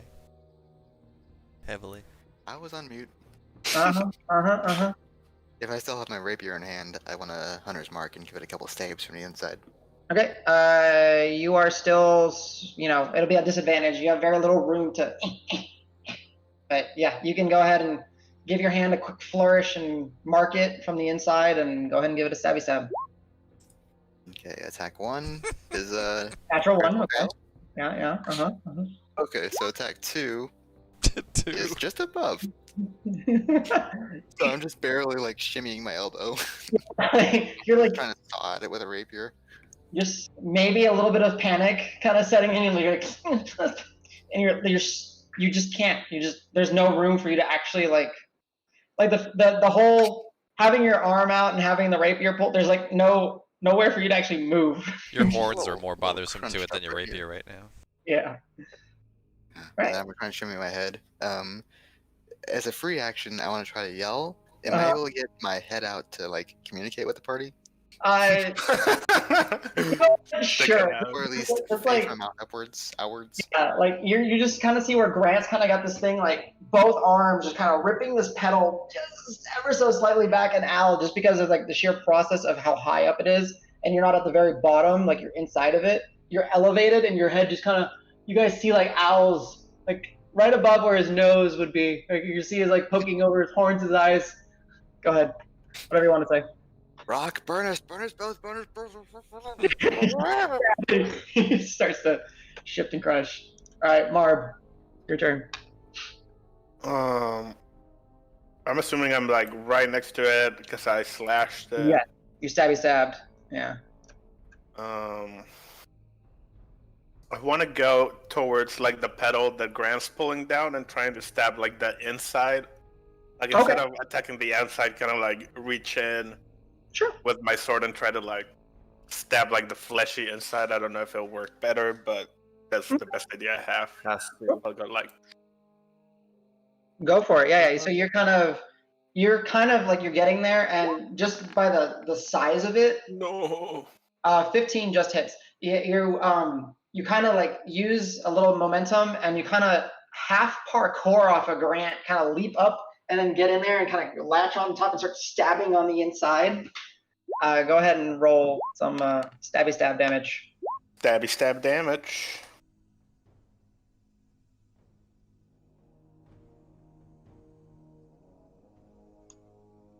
Jump inside. Did you get a second stabby stab, right? And what was the second attack? So 6 damage, you get it, you stab it, and it's just... Oh, I get a double attack, that's Multiple right. Attacks, extra attacks? Hey. Well, that's the damage. You need to roll the hit attack roll. Now give me one more attack roll to see if you actually hit first. If you do, it'll be 9 damage. No. I mean, you go, and so as you're technically stabbing... you can roll a d8, and if you roll a 6 or higher, you can hit if you want. But I was going to use If you that. want. But you can do it. So I do an extra d8? No, just roll a d8. If you roll a 6 or higher, then that turns into a hit, because I put a little merit die on it. Use one of his warlord abilities. Yeah. Oh. If you want to, you don't have to use it. It's up to you. It's just up to you if you decide if it's worth the hit. I mean, 9 is as much as I'll hit. Mm. Wait, but like... Theoretically, you wouldn't know what the damage is at this point. Yeah, that's true. I won't Okay. roll. Okay. All right, so Marb, you kind of go up there, give it a few stabs, and as you're stabbing, you're realizing that the inside of this creature, this plant, isn't really any softer than the outside. This thing is just, it's dense. It's really what it is. It's just, there's a lot of it, and like going through it, it's kind of rubbery and dense. Ruck, your turn. And then you kind of land next to Grant, Marb. All right, well, I heard Hal sounded like he said use fire, so I'm going to firebolt it. All right. Go ahead and give me that attack roll. Yeah. There's been better. Oh, but a +7. That's nice. 16 total. 16 barely hits. Cool. Yes. So 2d10 fiery damage. It's a 2d10. Wow, nice. It's a pretty good cantrip attack. Oh wow, that's a 17. Noise. Oh, nice. So with Grant kind of pulling it open, you kind of aim and you kind of like possibly call out to Al to kind of duck, but you don't know if Al can actually move, and you release that little bolt of fire and it kind of goes in there, and you hear this and you see this like kind of smoke come out, and it loosens its grip, and Al, you kind of fall out next to Grant. Everybody like falls back into the mud, or at least Grant falls back into the mud. Yeah. Seeing Al fall, I'll be like, "You said use fire, right? Hi, Al." I'll go, yeah, and just crawl. Like, as hard as I like, can. and not realizing how much those things hurt. And I'm happy. I'm good. Okay. Swinging around to the plant's turn, as it's recovering from that, it'll just lash out at the thing that's closest to it. Let's roll. I'm 10 feet away. D6. 1, 2, Marb, 3, 4, Grant, 5, 6, Al. Sorry, Al. Oh no. It Get is back not in like- here. Yeah. Oh, the nightmare is over. What? Ah! 320. I'll just roll it in here. Just Scorpion from Mortal Whoa. Kombat. yeah. Oh yeah, it comes back down. And it just like, Holy shit. and you now see it that as it's kind of like up and lurched, and it's not in its full flattened like form, it can actually like move, and like as a almost like its flower petals is almost like a mouth, and it has like enough reach that it can kind of like anything kind of too close to it, it can still kind of, and it kind of goes and snaps towards you. 27 to hit. I know that hits. I'm sorry. That's close. Yeah. Go ahead and give me a dexterity saving throw to see if it manages to swallow you this time. Saving throw. Oops, sorry. +6. So you take 15 points of bludgeoning damage as it tries to clamp on you, and then you just slide out of the way, not getting eaten again. Nice. So Are you 17. still up? Victory bell, man. 17 damage? 17 minus whatever your armor provides. So what, -3? So 14 points of bludgeoning as it clamps. Ow. It doesn't. It clamps like on your arm, and then you manage to like rip out. You still up? You good? Yes. Okay, Davis, your turn. Yeah, I'm wailing on it. This was gonna be Greater Weapon Master, like full proficiency bonus. Okay. So on the first one. You got it. That's gonna be what 16 minus stuff. So I'm gonna use the merit dice. Yeah, you guys know you need a 15 to hit this thing. Right. So with the Greater Weapon Master that would have missed. Oops, that's Okay. a D10, not a D8. Here's a D8. 6, so it hits. Yep. So you stop your concentrating. You consume the merit die. You hit it. And I get Alright. my extra proficiency bonus in damage. Or no, double my proficiency bonus in damage. Right? Yes. So 14 total damage. 14. Yeah, you give it, and it's a good. Now you're starting to kind of, as it's more exposed in a lurching forward kind of position rather than up in like a bell where it's got something contained. You find it a little bit easier to hit. You just find a good cleave off a little bit of the petal. Okay. Attack number 2. I was gonna do Greater Weapon Master again, so that would miss, Okay. unfortunately. Okay, so you. Whoo. Yeah. What did you roll? I I rolled can an give 8. you a War Priest bonus. Oh, sure. Yeah. So total would have been 13. Oh, it's turned into I'll a cash in one of my channel divinities, give him a +10. All right, so Grant uses his reaction. Do you say anything? Is there any like glow? How does it look like? I'm just like, okay, so I'm like back up on my feet, and I just like try and grab the plant with stable so that Davis can get a good chop in. It's just like a burst of energy, and I hop back on my feet, and I just like run over and kind of grab it, and then give him a chance. I like it. Yeah. So Davis, as that opportunity is kind of created by Grant, you go ahead and give me that damage. 15 total. 15 total. Yeah, another solid hit. You can kind of see now where the gashes are. This like deep green, like ichor is starting to just kind of flow out of some of the petals. I'll be like, and starting like. So I'll say like, thanks, Lawbearer, and I'll say, now you hit it right there, Grant, and then I'll let you make an attack with my spotter's order. He used his reaction. So then I'll be like, Marb, dig in there. Yeah. So Marb, make an attack on that. Mm-hmm. You can use your reaction to stabby stab. One time. Perfect. That hits. You. 9, yeah. A good solid, y'all are starting to get to the, getting used to this creature, and it's starting to, as you're hitting it, it's releasing these like, it's weird sounds. Cal, your turn.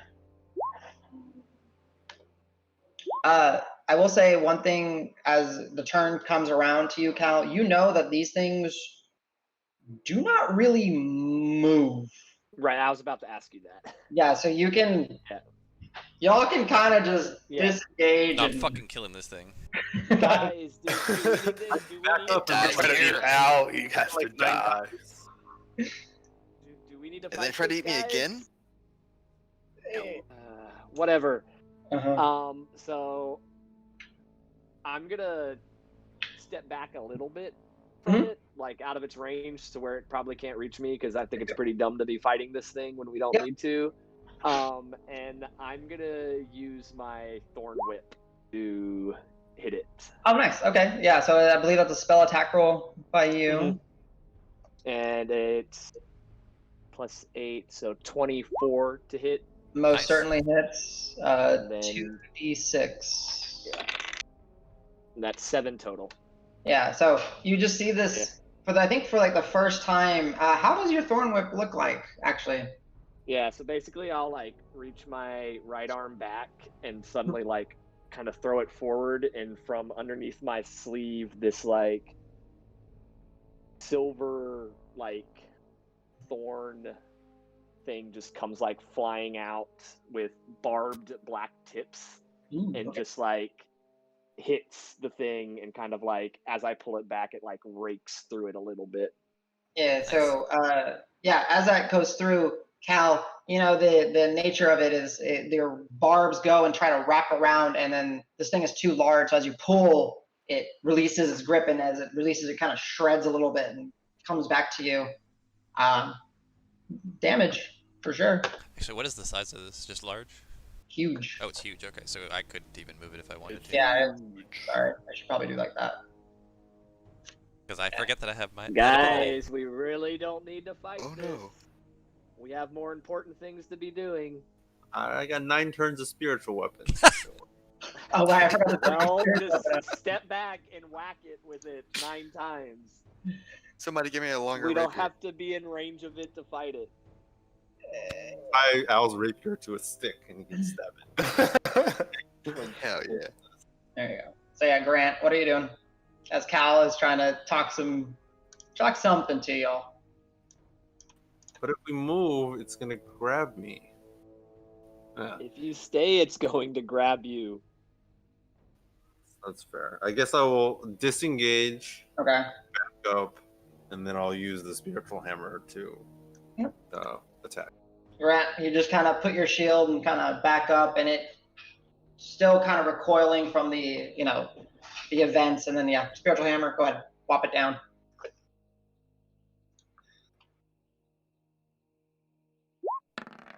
Nice. Oh yeah, certainly hits. 6 total. All right, yeah, good. And it takes the impact, and you can kind of see as it hits it, it's so large that it doesn't really even shift. It just kind of hits and then bounces off, but it did contact. anything else? Is that all your turn, Grant? I kind of wonders out loud. Did we do this exact same song and dance last time? We attacked it a bunch of times and just left the plant alone. I don't think. No, we didn't fight one. Y'all managed to avoid them previously.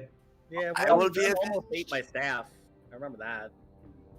Ah, yes. So Al, followed by Marb, followed up by Rock. Am I prone? Actually, technically, I'm sorry. It should be Marb's got a higher dex than you. It should be Marb than you. Sorry. I never.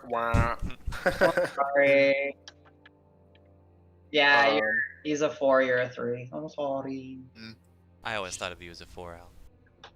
Oh, Oh, you can be out. You're a 4 in my book. I'm gonna do the same. I'm just gonna do like some flippy spinny shit, disengage, Okay. and then assuming That'll be your action to kind of get away from it and, do some sweet ass backflips. In the swamp. But the water Kyle walk. got a- That's true. the water- sweet. If that's my action, can I use my bonus action just to put my sword away Sure. and like unsling my bow from my bag just to get ready to like kite it, basically? Yeah. I'll allow it. Sweet. Cool. That's it. All right, Al. You are prone next to this thing.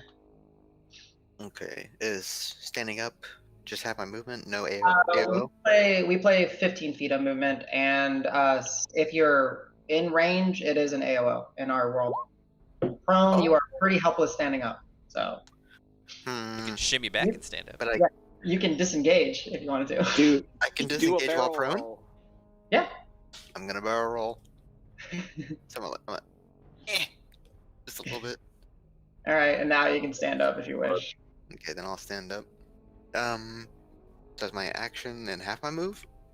We're playing with it's 15 feet of movement, so that like if you are a character that has 40, 50, 60 feet of movement, you're not punished by using half, right? It doesn't make sense. The disengage? Is that Yeah, an action? disengage is an action, yes. Okay. Standing from prone can be part of your move, but that's what eats up 15 feet of movement. Okay, then I'm gonna give an inspiration to Rock. I'm just gonna talk him up like, you see this bitch just tried to eat me. Thank you for the fire. Do it again. More fire. You inspiring him? Yes. All right. I'm not leaving until this thing's dead. I'll be avenged. I'm still here, but I will be avenged. All right, Rock, you're feeling this like surge of nice gift. That was perfect. Do a barrel roll. You're feeling a little bit of like, bolstered by Al, and his words are making sense. Yeah, fire, burn. Yeah, go. I would kind of roll my eyes a little because we dealt with these before, and then I firebolt it, which is 18. 18 definitely hits. You can roll your 2d10, and then if you wish, because Al is a Valor, you can add that to damage as well. I think it works with spells. I don't know if it works with spells, actually. I think it's Not as good as last time. 11 total. This damage rolls. Let me find it. How do I add it as damage? just a D8. Another D8. Ooh, I'll do that. Yeah, it just when you roll damage. Oh no, a number, weapon damage roll. It's not a weapon. No. Okay. 11 total. Nice. Yeah. No, that's a good fireball. It goes, and this thing, you pelt it, and it actually leaves a little bit of like not a black scuff mark, but you can kind of see that you've almost like blistered and sizzled part of the outside of one of the petals. There's but it's not really it's not moving. And it's just, you can now see on its turn, it's starting to kind of just essentially try to retract down, and it kind of flattens itself out. Escape? Just over this. Davis, your turn. I'm hitting this thing. Fuck it. Alright. Full graded weapon master. That's a 19 plus lots of stuff, minus 3, so it still hits. It's And then 24 total. So How close are you getting to it? 10 feet. Okay, yeah, then you're fine. You hit. So that'd be 13 damage. 13 damage, okay. Go ahead and hit it again. Yep. Attack number 2 is going to be 18 to hit. That hits. And then minimum damage, but that's still 12 damage. How do you, how do you want to do this? Yeah, I'm just like angrily just slashing at it with just like, just like really angrily, like, stop fucking with my friend, god damn it. Yeah, and as you do, you start kind of cutting it, and you're maybe getting more little pieces, and then this like dark green is starting to kind of spritz out, and then this like yellowish kind of plume is starting to kind of spritz out as well, and yeah, and then just panting, I'll turn to the group like, all right, now we can go. Let's not do that again. Al gets a little What? into it too. He's like, "Yeah, take that, you dumbass plant." so yeah, you have turned the man-eater plant into a salad. That's right. No one tries to eat someone in their party. It's multiple wedge salads.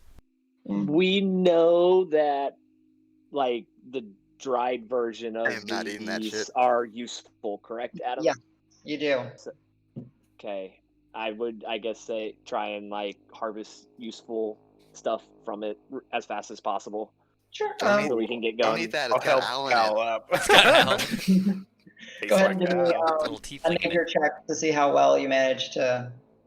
How long would this process take? 'Cause Can he get advantage if I'm helping him or something? Are you trained in nature? Are you perfect? No, you wouldn't. No. Yeah, you gotta 22. Alpha does that. Can I find sap and anything that can be used to make torches? Any like good sticks for torches? I have some torches, by the way. Like, we should all I have some as need- part of our packs. I Look need for- sap. It just needs sap at least. Then yeah, looking around, like there are these very like thick, winding, weird, moss-covered trees. You can kind of go up there and take your knife and kind of scratch away at it. Go ahead and also you can give me a survival or a nature. No, it'll be a survival check. Rock, give me a survival check. 22 nature. Cal.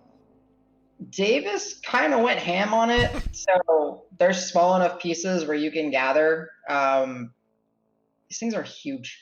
Unless if you're going to spend like a lot of time on it, just by the amount that Davis went chop suey on it, you managed to possibly gather 20 pounds Okay. of not dried man-eater plants.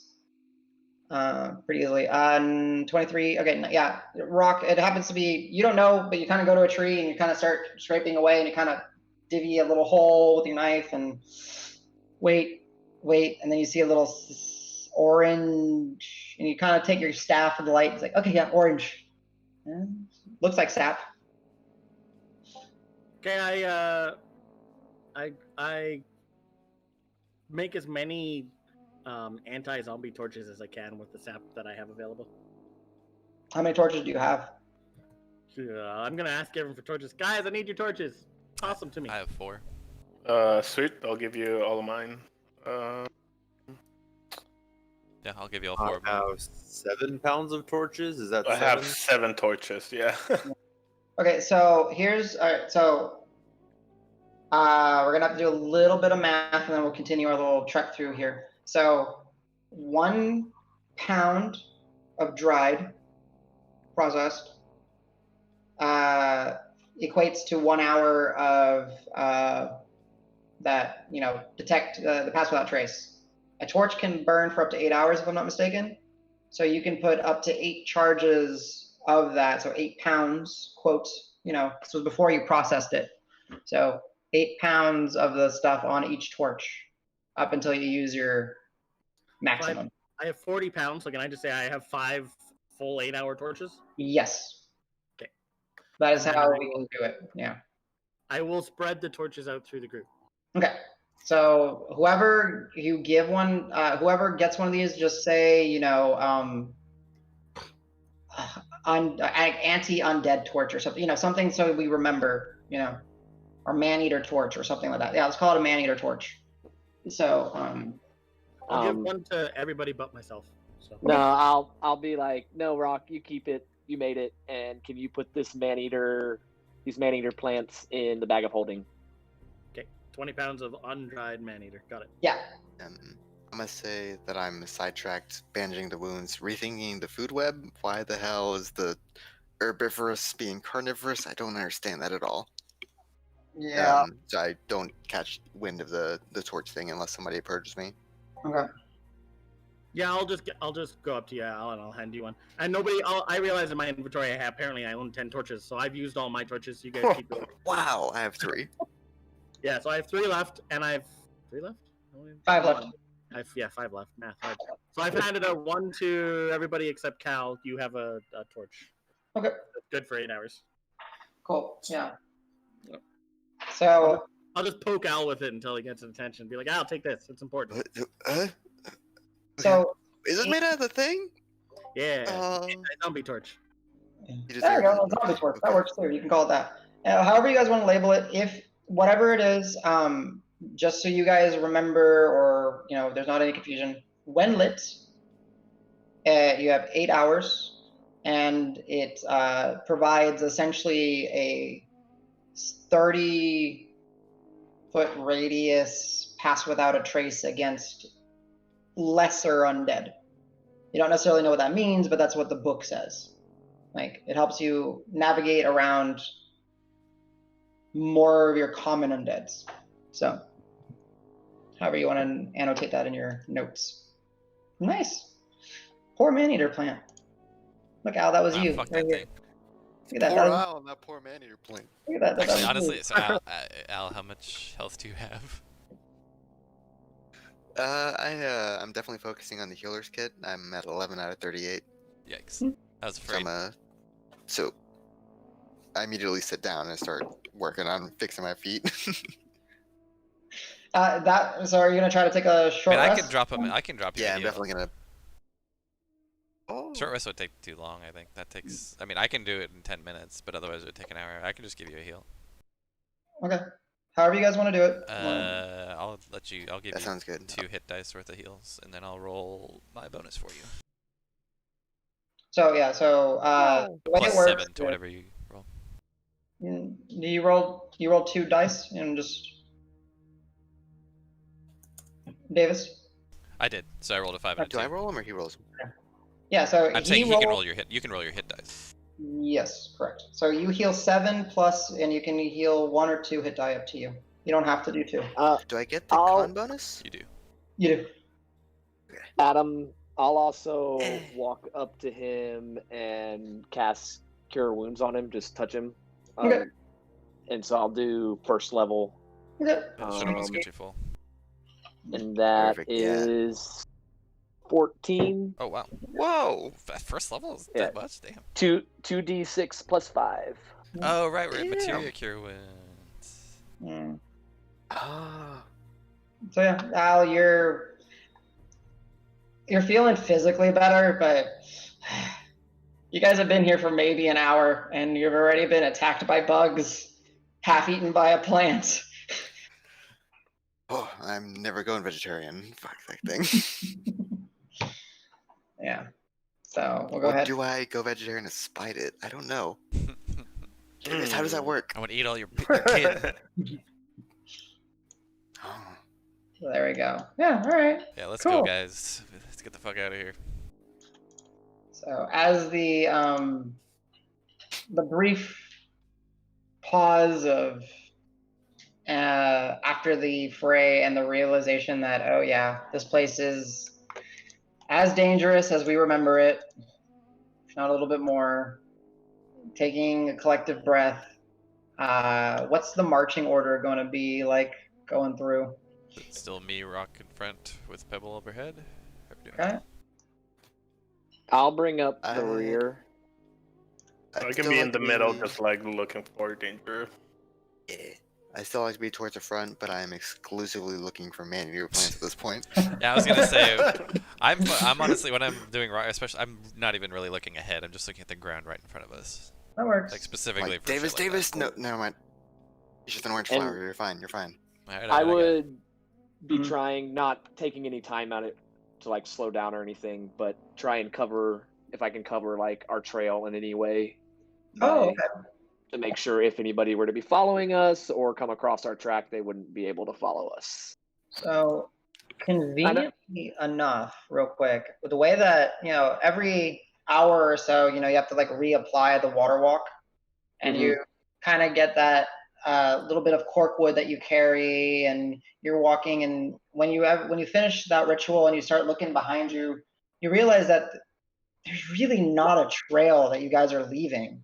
Be it possibly just because of the magic, but also, and you've lived here, and yeah, there might be a semblance of a small trail where like someone put their hand or something to kind of prop themselves up.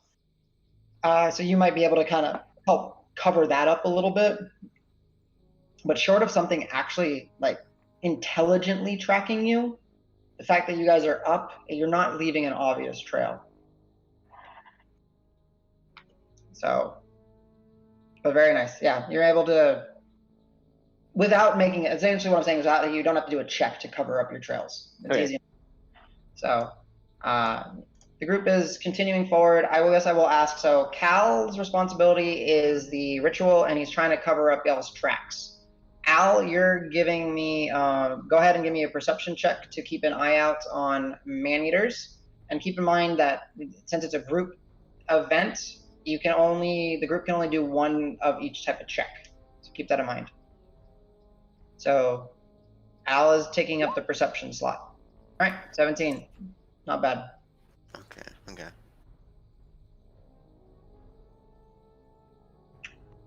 Rock and Davis, Marv, Grant, anything from you guys in specific? Or are you guys just comfortable going with the group? I don't think I can do anything other than like Pebble. Yeah. So. That'll be okay. So with that, since you're doing Pebble, go ahead and just roll me a d20 for Pebble. I'll apply the bonus as needed. I need to figure out a way to put Pebble on your character sheet in Roll20 for you. 16. 16. Okay, so 18 total. Pebble is very confidently just kind of fluttering, landing, fluttering, landing, fluttering, just like, keeping above the canopy, but letting y'all kind of keep up. And you have a very strong sense that Pebble knows where you're going. Cool. I'll kind of say that to you. Just be like, guys, I really think Pebble knows what's going on. Sure. It's a good sign. She seems happy. So Davis, you're just assisting Rock just to make sure nothing bad happens. Yep. Go ahead and since you are kind of imagine because you said you were cutting away some of the vegetation. Well, it's hard to do if he's bamped in because it's a big two-handed weapon. So I can't do it with my arm around him and that. Gotcha. But yes, occasionally I would. Yeah. I can take rock if you need to chop if you want to do the machete. Yeah. Okay. Okay. I'll handle the. Yeah, you guys kind of swap, and Davis is just kind of off to the side, clearing a path while you go with Al looking. So it kind of becomes like this kind of situation. Davis, go ahead and give me a athletics check just to see how well you manage to carve away. 11. 11? Okay. The smaller vines, the thin stuff, easy, but then there's so much of this just, 8, 10 plus foot, in diameter branches that are just like literally imposing that you just, fuck it, you got to climb over it or try to shimmy under it in ways. It's not even worth the effort. But you're able to kind of clear it. Every once in a while, Al will be like, Okay. Don't do it. So, and then, but you guys are making good progress, especially, the water walk is super helping. And the fact that you have Marb and you're traveling with Marb, he's helping just point out everything and go through. His instincts are kicking in, and his familiarity with traveling through all manners of terrain are assisting. Are you doing anything else to contribute, Marb? Or I'll roll another survival or nature, whatever, for danger. Do survival in this case. Survival. Yes, please. Just any more creepy point. Survival. Survival's wisdom. Yeah. For you, it's pretty good, if I'm not mistaken. Well, 12. But you are you? Oh, because you're not trained in survival. Got it. Okay. Yeah. The group is making an okay pace. You're not flying through it. You guys haven't been in the swamps since, in a few weeks, maybe 3 or so now. So it's taking y'all a little bit of time to get back in that rhythm. But y'all are avoiding dangers. You're avoiding bog pits. You're to the best of your abilities. And really, for the first day, nothing too crazy is going to happen. You're kind of starting to take notice of the hills. And interestingly enough, where the hills were barren when you first kind of came around, as you guys are kind of passing them, you start to see little sprouts of some vegetation starting to, over the course of, a few weeks, emerge. That's weird. Would I recognize that as a sign like we killed the hag and her evil influence is like this is a good thing, or is it like possibly the magic that protects us from zombies is fading and it's a bad thing? Well, let's put it this way. Roll me an Arcana check. Your minimum is an 11, so I'm pretty sure you'll know. 16 plus 11. Or 10, sorry, 26. 26. Yeah, the hag is whatever. You kind of intuit that it was the hag's influence, and it was the fact that she was putting those shrooms. Those were sucking up all the nutrients and all the stuff that the plant's life needed to grow. Because as you guys were traveling out the swamp, there were still hills, but all of them had trees and life and all that. It seemed like this area that was the false oracles, the swamp hags, she purposely created like a cryptic breadcrumb trail for people that were smart enough to kind of pass a test that maybe she could use. So yeah, okay, good. Yeah, that life is coming back. It's a good sign. Yeah, and unless if anyone has any objections, I would like everyone to give me another one of their rolls of the same type that you guys were doing, and we'll just determine how the rest of your day's travels go. By all means, interject at any point. I'm using a lucky. 17 total for Pebble. 17 total, okay. All right, there you go. Survival for Marv. I can send somebody. There's a D4 out there if someone wants to use. Okay. Who would you give the D4 to? I guess Al. Okay, I'll go ahead and add a D4 to your scouting check. All right, that's fine. Nice. All right, 17 as last time. Yeah, Marb, you're starting to pick up the pace, and nightfall.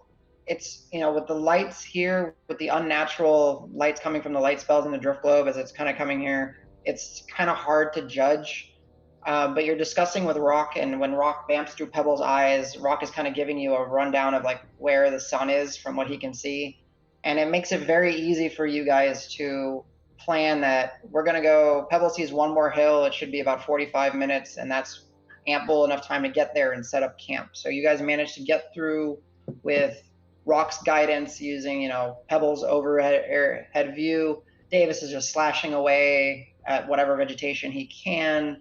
And it's also like assisting people, like helping them actually like giving them a hand, lifting them over some of the more difficult terrains. Calisor, you're continuing the ritual, keeping the water walking going. Nothing is really following you, and you're doing, your best to where Davis has slashed plants to kind of druid craft and make it look like something came through and broke through, and now vegetation has been growing and taking over it.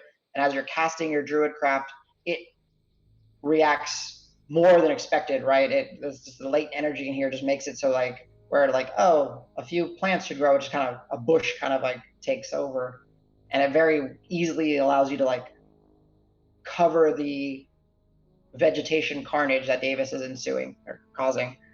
And I would also, Adam, just be keeping an eye out for those plants to make more stuff to keep mosquitoes off as we're going along. Sure. I would just keep an eye out for that stuff just to grab it as I go. Perfect. We'll just say as you're going, you're managing to find some spots where the sunlight does come through, and you look, and every once in a while you do find them and you gather them.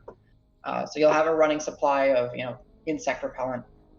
But yeah, you guys, the first day is coming to a close, and you manage to get to the hill that was designated as where you guys would rest and set up camp. Menagerie kind of gathers on the hill, and you see where it was barren again, little blades of grass are starting to grow, and little like sprigs of some sort of plants are starting to come up, and you have a place to camp for the evening. Can I take a minute to update our map that Sure. I had worked on, like as best I can? Obviously, it's Yeah. Go ahead and I guess it's like a cartographer's check or navigator's check. Yeah, I just don't know what would that be, a wisdom? In this case, yes, because you're using what you've experienced and comparing it to what you've already written down. Okay. Ooh, natural 20, so that's 24 total. Nice. So yeah, fancily enough, basically Julian, that sly little cargo man, dropped you off in the exact same spot. Nice. So, and you kind of pick that up maybe as like you start drawing and you're starting to like kind of update, and you realize like, you know what? I was feeling crazy, but some of those trees kind of looked familiar, Yeah, as much as they all look the same, these look a little more than the same. Yeah, exactly. Like there's just something about it, like, and you guys managed to get a good 8 hours worth of travel in with a decently updated map, actually a well updated map. You're very confident that based on the map, I think that was all the way to the Hag's Hut. Right. You know exactly where you are, Davis. Nice. And you know that it's going to be about 2 more days of travel if you keep this pace up to get there. Okay. After that, you guys really don't know anything that's beyond to the north, right? Because you guys didn't go there. You did go to the east to leave, but you guys never really went much further north. So, as it is there anything the group would like to do for the evening? Or just set up watches? Yada, yada. I would like to reattune to the Hearthguard. Okay. So, Davis, as you're kind of coming, to terms with. Yeah, it's a bit of a sense of resignation. Like, I'm not super comfortable doing this, but I'm like, I think this could be helpful. I think this is a necessary evil, so to speak, for us to succeed. If we're gonna get out of there, I want to be able to, at my fullest strength. I don't know what the lasting impacts of this is gonna be, but this is something I'm willing to risk. Gotcha. So, as the group has kind of set up camp and the fire is going, and it takes a little while, and Davis, you just kind of get off to one side of the hill, and it happens to be one of those nights where the sky is very clear. There's no clouds tonight. And as it was in every single hill that you guys rested on this path, at least, because there was no vegetation, it is just like a hole in the canopy. And you can look up and the moon is there. You see both Loon and you see kind of Luna, the main moon, nice and large. You see Loon kind of off in the distance, and the stars. And you're just focusing on it, and over the course of the next hour, you just can't help to just appreciate the night sky, and it's beautiful. And you do, after about an hour or so in the evening, feel that connection to your weapon just a little bit stronger. And give me 1 second because the cats are making sounds. Gotta make sure that they're okay. Yeah, at the end of that, I would let out a sigh, but not so much of relief, but of resignation. Just like, gotcha. Here we go. All right. So would anyone like to do anything specific for the course of the night, or we're just? What's the plan, Menagerie? Definitely make a fire. Mm-hmm. Get started. Stew, I guess, for the morning. Nice. Ooh. Yeah.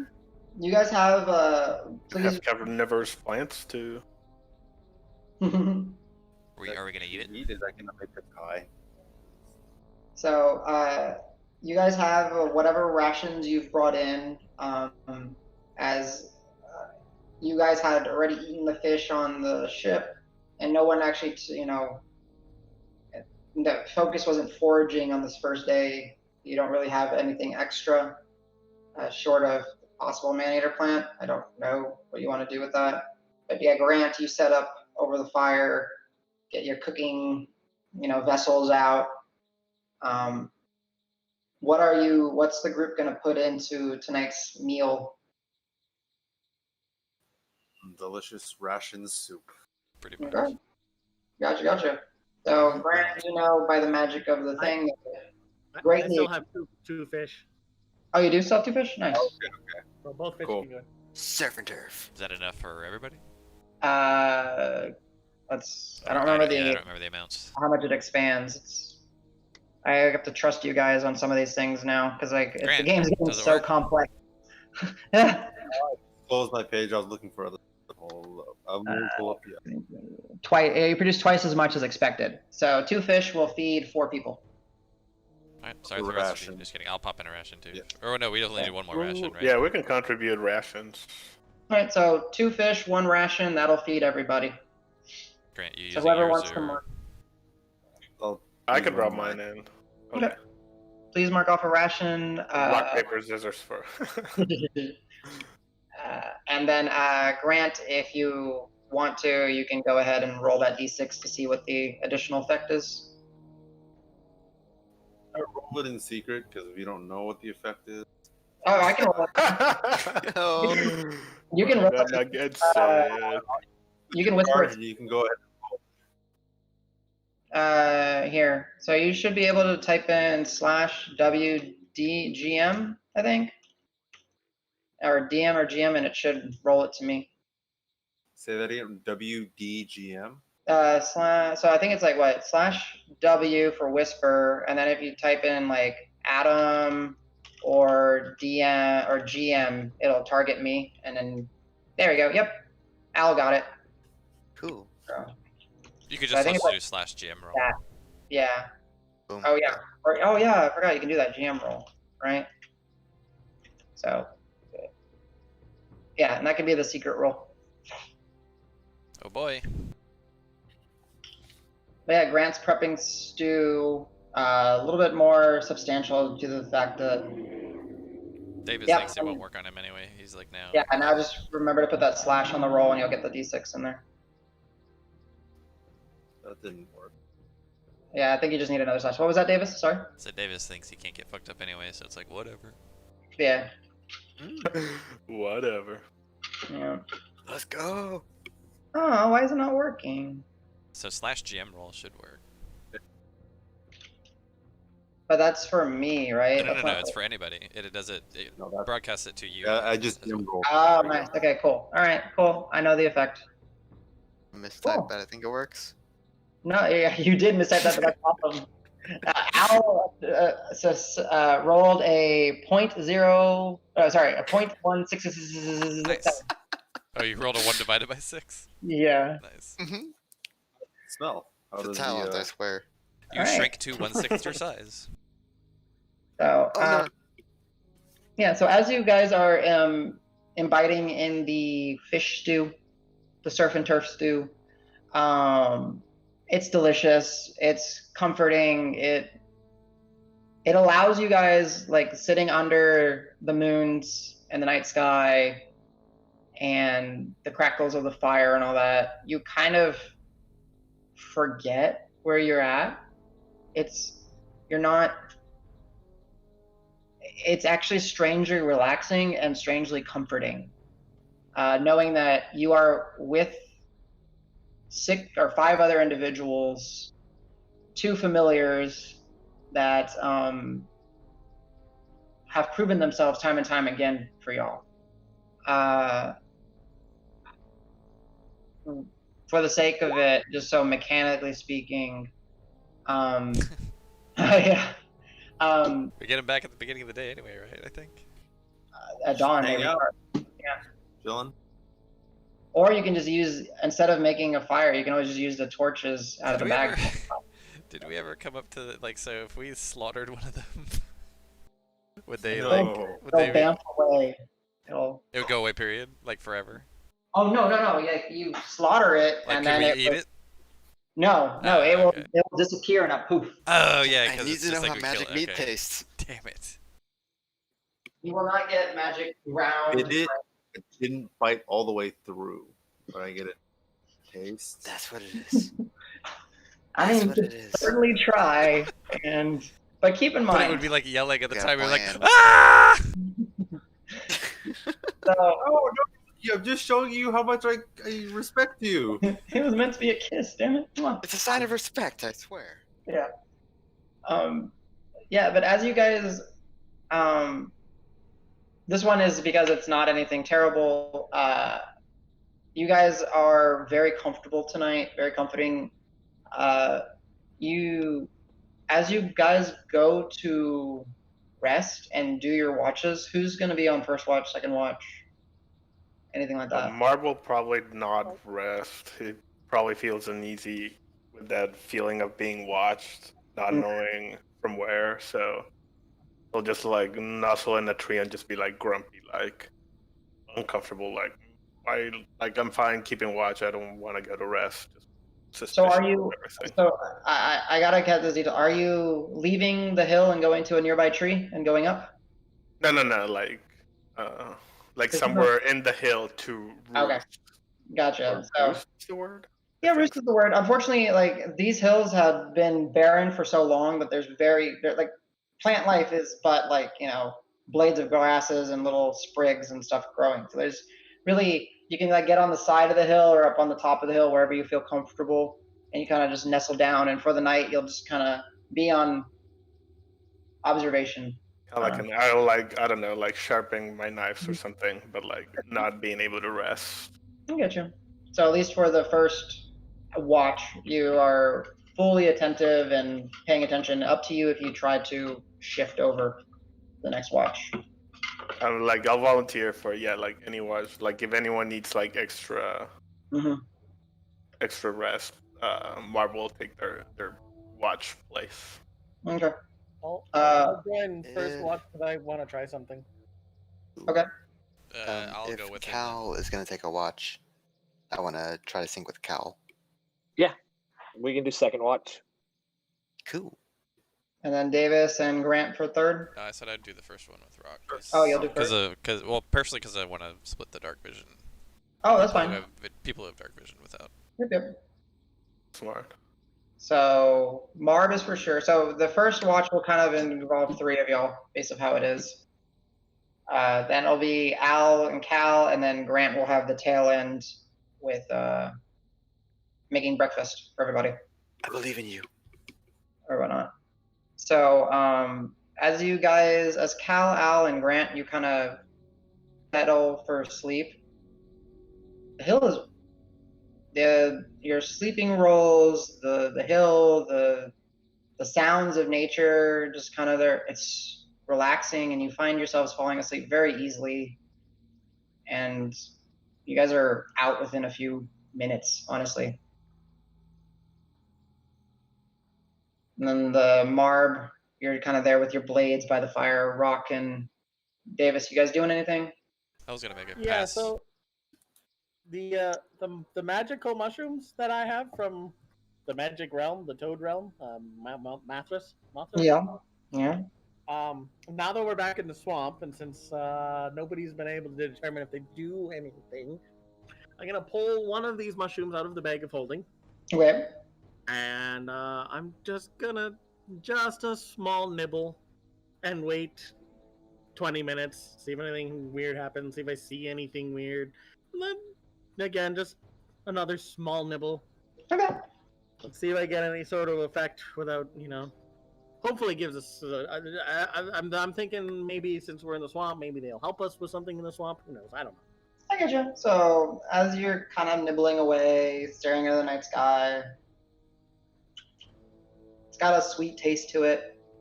It's been, it's kind of started to dry out over this course of time. You're like waiting for something to happen. 20 minutes passes, take another nibble. Doesn't seem to be causing anything. Okay, Good. I mean, they're a pound each apparently. Mm-hmm. I'll eat half of it. Whoa. Okay. So they're significant. They're like, I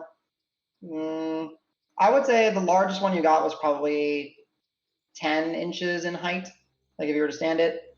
But they are dense. They just feel heavy. That's where a lot of the weight comes from. And part of it is that, that otherworldly nature of it. And you end up eating an entire half of one.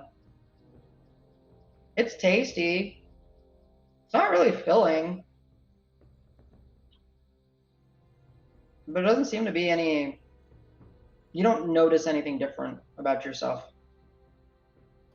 Okay, I'll hand the other half to Davis. Be like, hey, this is delicious. You should try it. I'm good. I had my experience with that. Oh, these aren't the hill mushrooms. No. Okay, cool. Well, just stash the other half away. I'm gonna go just check on stuff. Okay. Marb, go ahead and give me a perception check as you're just kind of uneasily roosted on the hill. Yeah. So where is Marb? He's just on the top, off the side of one of the hills. Just look awkward. Yeah, I'm just like look like grumpy, just like more so on than the edge, usual. like looking around. Yeah. Perception. Ooh, and I'm proficient in perception. Okay. 15. Yeah, Marb, as you're looking out, your vision only goes so far. The illumination from the night sky and the fire and all that helps. But you're kind of more relying on like listening and just your other senses. And you hear, some branches moving, some creatures are moving around, but nothing is approaching. Nothing is coming towards y'all. Nature is being nature out in Deep Root right now. Okay. Davis, you were what? I was gonna do like a whole perimeter pass just to, maybe like 10, 15 yards away from our campsite, just like make a big circle around to see if I see anything or hear anything. Yeah, sure. Go ahead and give me your own perception check. Sure. 17. As you're kind of going a little bit lower on the hill and making a larger, perimeter, I mean, you're able to kind of, your vision's able to pierce further and see, and then the open sky is really helping. If I see anything that looks like an undead, I want to try and coax it up the hill to see if I can penetrate that. No, there is. Okay. And you remember the first few nights. Okay. You don't recall any undead presences. It's more like once you got much further in. You see some entities of some. Perhaps it was like a feline form, kind of stalking out in the woods, and you see some bats fluttering through, taking advantage of jungle or swampy fauna. Yeah, there's nothing that catches. And one time, as one, and you get to one branch, and you see the snake just coiled and just kind of sleeping. It's larger, constrictor, probably tree python-esque, just kind of sleeping in one of the branches, but nothing is approaching y'all. Seems quiet. Okay. Yeah, I would go back and seeing that Marb looks ill at ease. Just be like, hey, you okay, bud? I just have this uneasy, creepy feeling. Like, don't you feel on edge ever since we stepped out of the boat? I mean, I've felt on edge since we left town to come here, because this is insane what we're doing. No, not that. It feels like someone is watching us. I can't shake the feeling.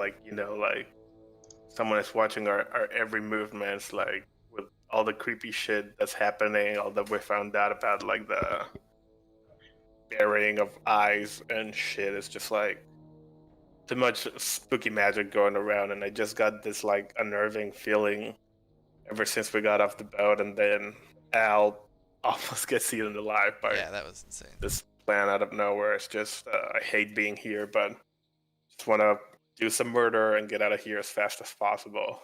I mean, hopefully Same there's nothing place. to murder, right? Like, the one thing that's, I mean, I'm still kind of scared shitless, don't tell anybody, but the one thing that's Believe kind me, of you and me, but the one thing that's kind of put me at ease is that the message that we got, I think from Hava, they said that they didn't think that it was here. The thing that renderer of fates, they didn't think it was here. So like, at least we don't have to face whatever the hell that is. It sounded scary, but I don't really know what we're facing. So that's what's got me me. neither, and that's why it's exactly. But I mean, unless Adam, does Davis feel like he's being watched constantly or anything? So all of you have this slight sense. It's Deeproot is alive. Deeproot is always there. I would say you guys even kind of recall it last time you were here. Okay. That there is no way to move through here without something else knowing you are here. Okay. What that is, that's up to your interpretations, your superstitions, your fears. Spooky magic shit, wild nature. Magic shit. Okay. Yeah, I'll just be like, Marb, I mean, yeah, you're more in tune with the land and how it seems like you can, make sense out of stuff in our surroundings better than most. So, I have a tip for you here, and it's worked for me in the past, is if something is getting you something around you is getting in your head, just take a look at the stars, focus on those, and how far away they are, how like otherworldly they are, and it'll hopefully like take your mind off of what's around you, like just get your head somewhere else for a little bit, and maybe that'll help break your the heebie-jeebies it's giving you. I don't know, just a thought. That's the feeling I get when we're like fighting someone. It's like you can put your brain into like a different task. Just stabby's pretty easy. Yeah, exactly. Like shooty murder. But I appreciate it. Like I'll definitely give it a try. Like look up at the stars. And yeah, it's a nice clear night. So. just thoughts up there, huh? Davis, go ahead and give me a charisma check at advantage. Okay. 2 and a 17, so 20 total. So, Marv, what he says is actually starting to help, and your belly feels good. Food was delicious. You're here with your friends. You've done this before. You know how crazy it is. The night sky is beautiful, and it does help you kind of relax. I may even like point out a constellation or two and just like give a little bit of backstory, like, oh, this is this, and that's what that's from, and da da da da. Mm-hmm. So, like, see if you can find some others. Like people used to just make stories out of all these little dots in the sky. So if you want something to distract yourself, there you go. You got a whole canvas. Okay, and I like stay up looking at them. But make sure you get some sleep. We need helps me distract. It's like, I'll try. I don't think I can sleep with spooky feeling, but hey, looking at the stars. I put you to sleep. If you want me to put you to you sleep. See like the great chicken over there, and I like point to a random spot in the sky. Point it out to me. Show me. Yeah, like right there. Okay, do you see? Yeah, we do like our heads are together, looking at the same spot. it's very cute. Yeah, like the oh sure, great, yeah, that's great great. Rooster. Yeah, protector of all. It's the Rooster of the West, I think, is what they call it. Ooh, okay. Yeah. Well, that became canon now. The Rooster. Remember that. The first shift, it clicks over uneventfully, nice and quiet. Rock, you're sitting there and just waiting to have something happen. You feel your stomach gurgle once, but nothing. Your vision doesn't go all colorful. Your senses don't project out. You don't start foaming at the mouth. You're cozy. The fire is nice and warm. It's like the perfect temperature. Do I feel like, do I feel full? Was I like, that's a good meal? You feel that was full, but you're already feeling that just from the surf and turf stew. That's true. Okay. This honestly, like, you ate it and you might as well have not eaten the mushroom. It tastes good. It's not like it added anything. We're making mushroom stew tomorrow. Okay. And then before like too long, it's time to switch over the shifts. Davis, you go and brought Calisaur and Al, I believe was the second shift. Yep. Al awake. And some time has passed, and then when you go to wake Cal and Al, you swear you've overslept because you feel so rested and so good, and you're just like, but it's dark, and Davis is waking you up, and both of you are like, And from here, I'll let you know, you guys got a 2 on your food, comforting. You only require 4 hours to get a long rest instead of 8. Whoa. So Go fight some zombies and then go back to sleep. So yeah, for the next 12 hours, your long rests only take 4 hours. But you can only take 1 long rest every 24 hours, I think, right? Yeah. So you're basically using it now. But regardless of how long it lasts. So yeah, typically through the course of a night, like again, mechanical speaking, like misconceptions are that I need to sleep 8 hours. You still need rest and sleep.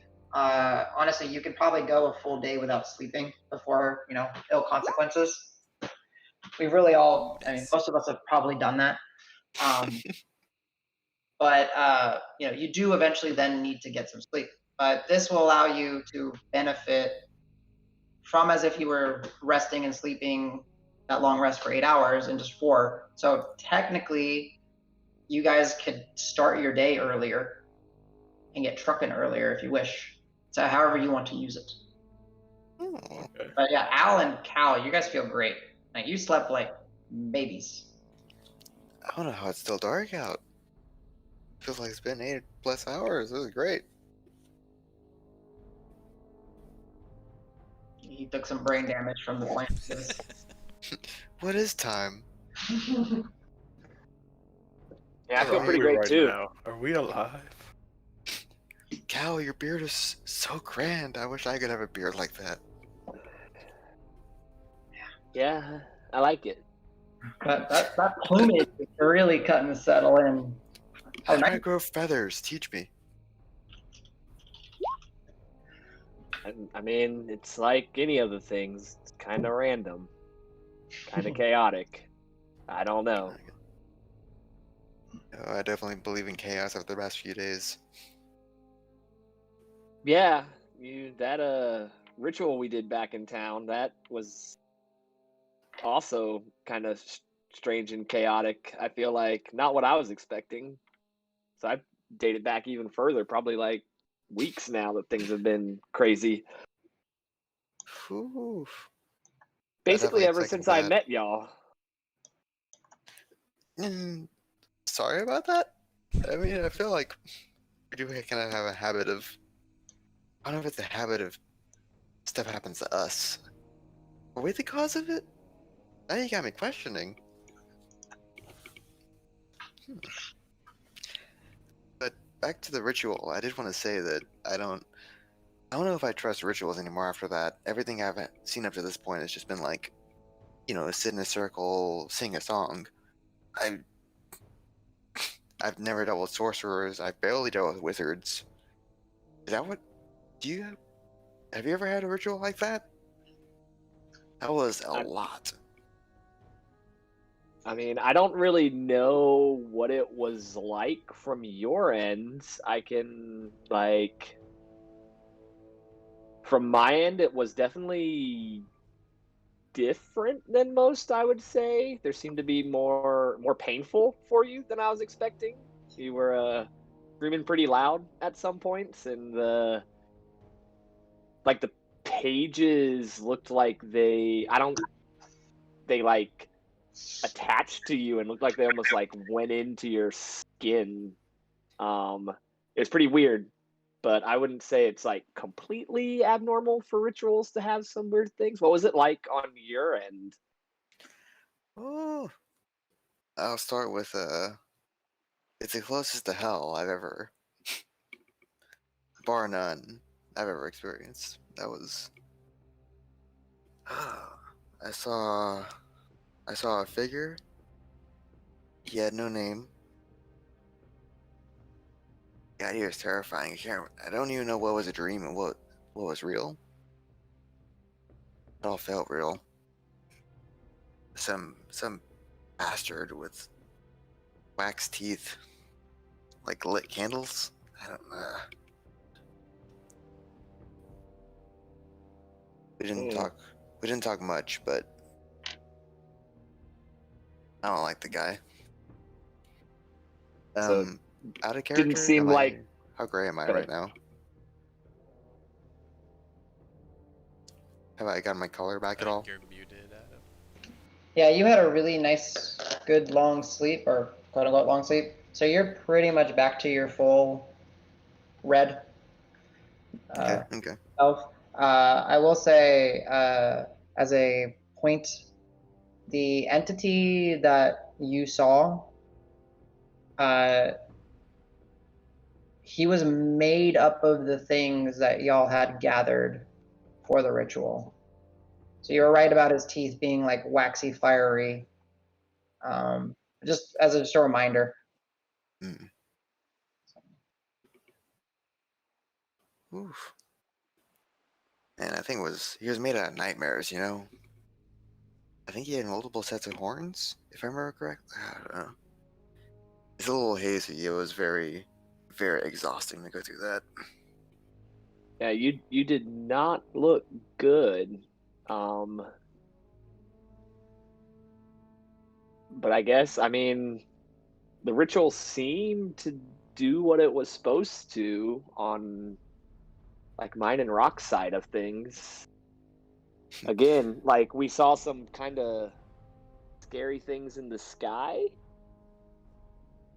But I'm sorry, when you're dealing with rituals, like some of them are dark, and I mean, maybe we should have done a little more research before we just jumped into it and tried to figure out more, especially considering who we found the thing from, you know? Yeah, that's true. I'm a little paranoid about anything we find now, but I'm at least glad. I wanted to offer, since you helped me win the race way back when, I almost offered it to you. Looking back on it, I would have felt so guilty if that had happened to you. So that's a little sliver of happiness I got out of it. I don't know. Out of character, do I know what Al did get out of it?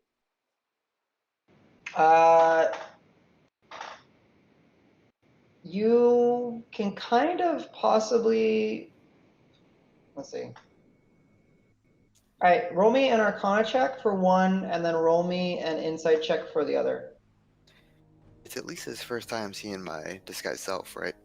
Well, he saw the crazy crystal stuff, yeah. Because of the crystal, right? Okay. Yeah. You said Arcana and Insight? Okay. So the first one for Arcana is a 9 total. Okay. Mm-hmm. Insight is a 9 total as well. Oh, you're not sure of what he got. You know that you've never, before the whole mill incident, you've never seen Al change his form or glamour himself to look like anything different. And that crystal seems to cause something, and maybe that's something related, but you're not really certain. Al has never really hasn't had the opportunity to tell anything about his bargain or his ordeal, so there's no real context for you to know. Yeah. On either front. No, Jones. But Al, because you were, I will say one point of note is because you were paying attention to his color, and then like Al asked, you do notice that as you guys are sitting under the night sky with the fire, Al's looking pretty okay. Like, he's not 100%. He's like 90% back to Red Al. You look a lot better, which is encouraging. What Thank you. because you were looking a little pretty rough.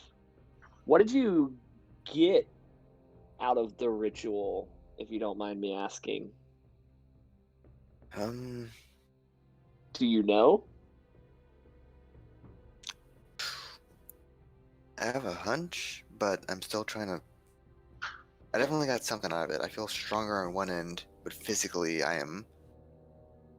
Like, I don't know if I got better physically or if it's just the new normal after so many days.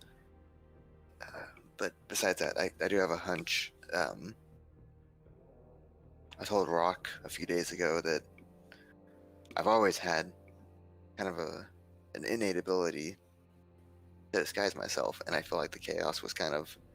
I thought it was just playing off, my blood trait, but it's happening way too often, and it's not exhausting like it used to be. I feel like that might be something I got, but it wouldn't make sense with the conversation I got out of the demon I talked to. Oh god. Give me a Arcana check, but you can use your charisma because it's about you.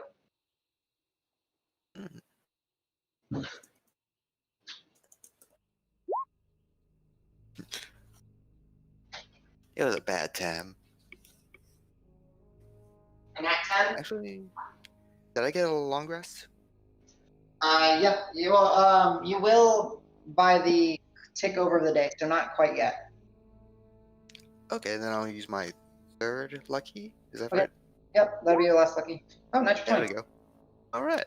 Alright, so yeah, Al, you reflecting on what you said, where it's not exhausting and it kind of comes at will and at ease, and going on that conversation that you had with the entity about how important it is to make a name for yourself, and it didn't understand the purpose of a name, but you picked up it had some sort of curiosity, you irked its curiosity.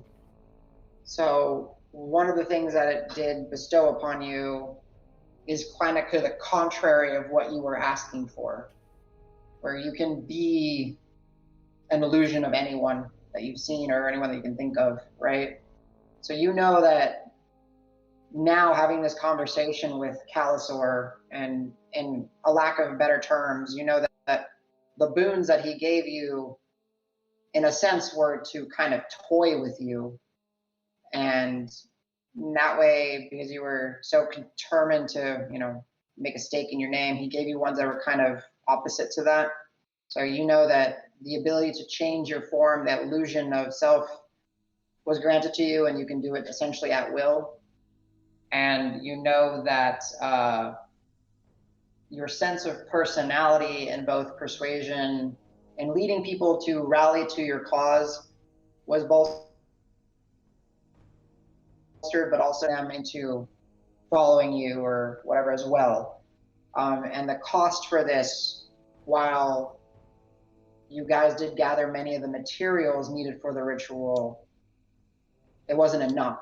And therefore the entity took from you to be able to bestow upon you these boons. So yeah, you are physically weaker, but your personality and magical ability has been increased. Nice roll. Thank you. And I definitely let Cal know. Okay, just between the two of us, I told that monstrosity that I wanted to make a name for myself. Kind of since I started adventuring, that's kind of been my goal. I'm just gonna make eye contact with Cal for a few seconds and then try to transform into him. Yeah, easy enough. Do you do the bearded? Do you do what you see, or do you do a different version of him? Definitely bearded. Yeah.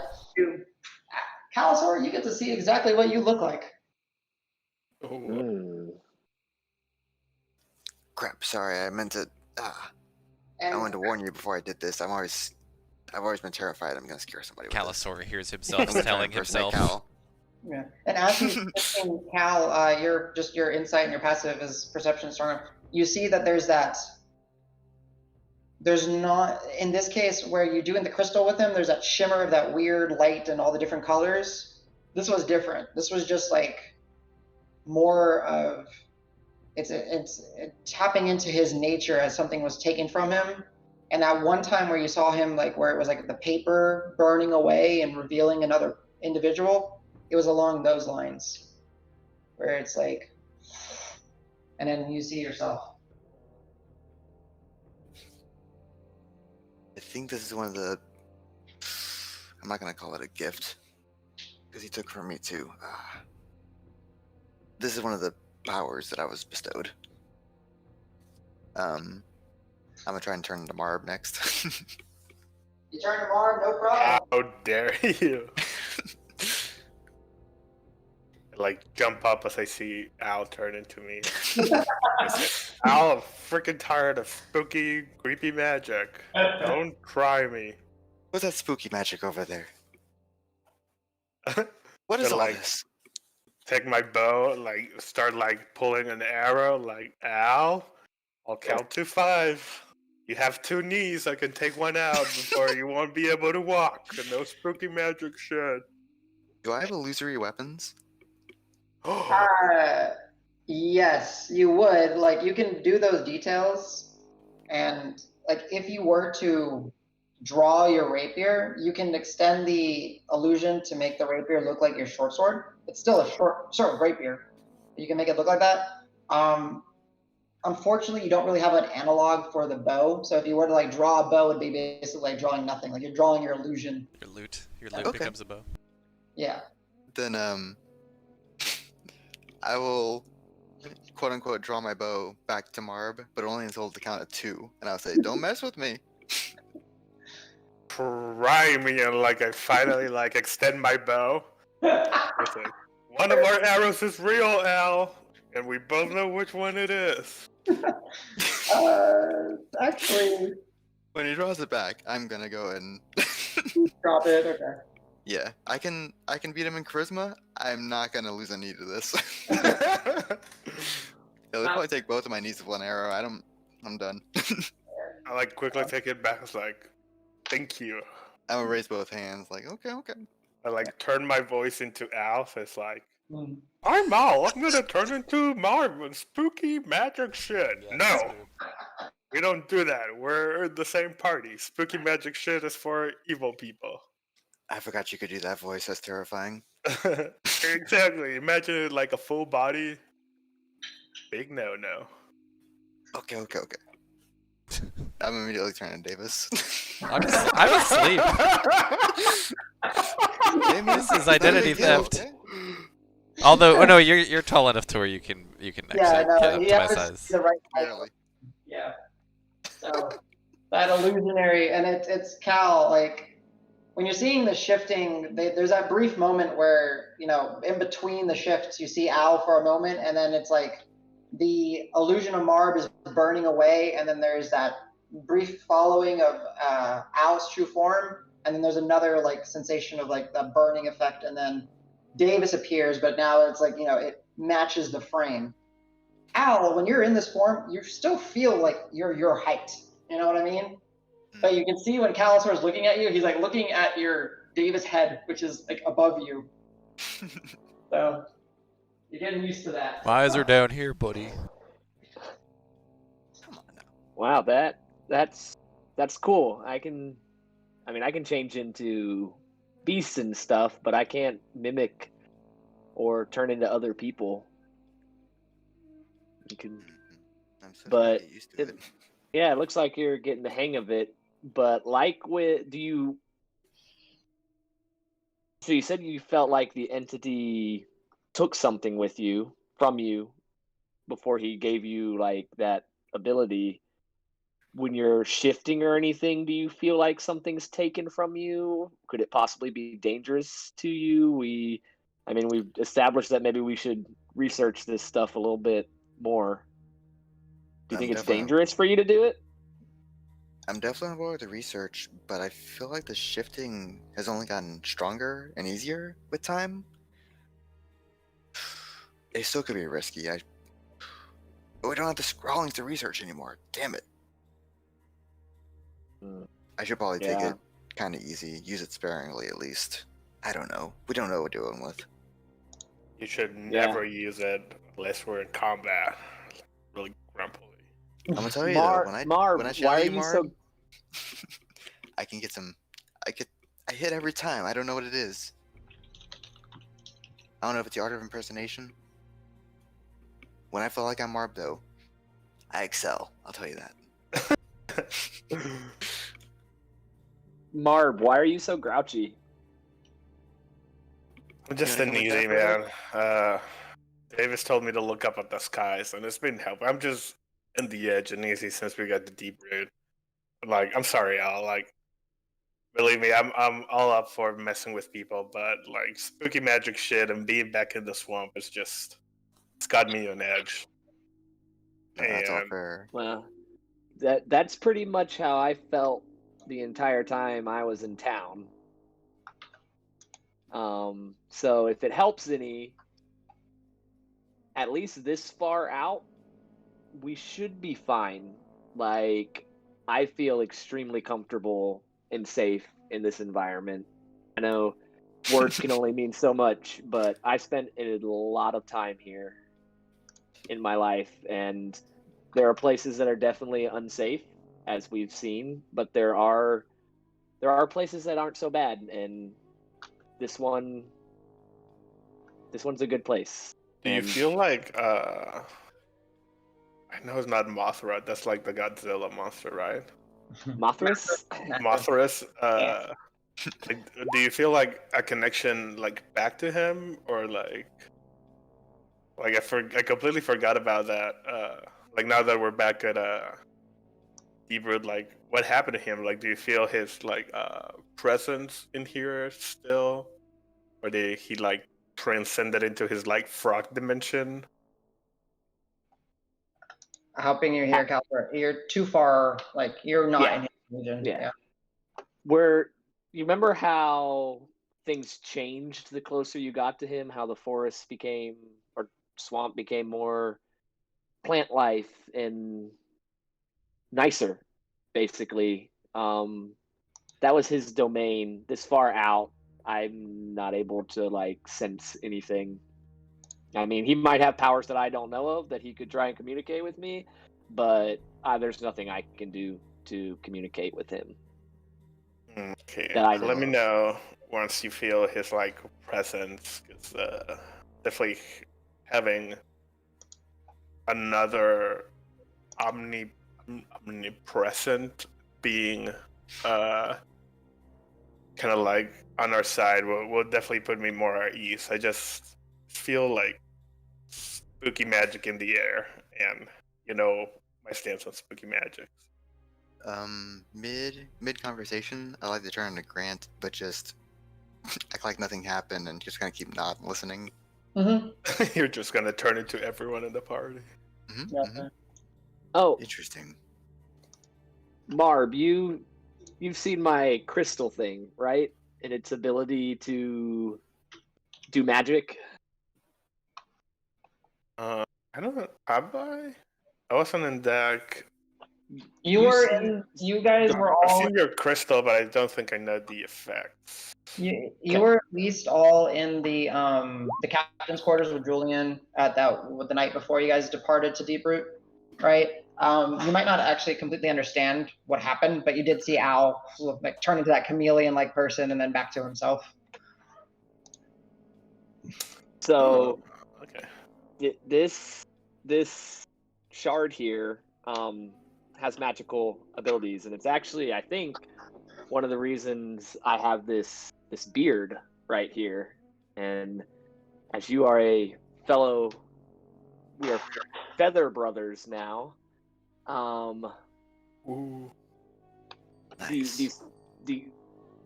This shard actually has the ability to take in magic, it seems like, or admit it. So if you have something, your feathers do something, don't they? I seem to remember you giving one to somebody. What are the deal with your feathers? No, it's not like they have magical properties. I can tell which feathers are mine, and in the, let's say, like, world of unsavory people, favors carry a lot more value than money. So I honor whoever I give one of my feathers a favor whenever they need help. Or the networks are very far and wide. They can reach pretty much every corner of the continent, if not the world. Uh, they can be carrying a message. So they're more of a currency for people that deal with a little bit more of the gray areas of society. But no, nothing magic, nothing spooky there. So I think with my feather being linked to my shard, if you want to give me one of your feathers, I'll give you one of mine, and mine should actually help protect you from spooky magic, and you should be able to sleep. Ooh, that is a trade I'll do any day. And I plug one of my feathers and extend it to Cal. And so I'll pluck a beard feather out and hand it to Marb. Give me a strength check as you try to pluck out a feather.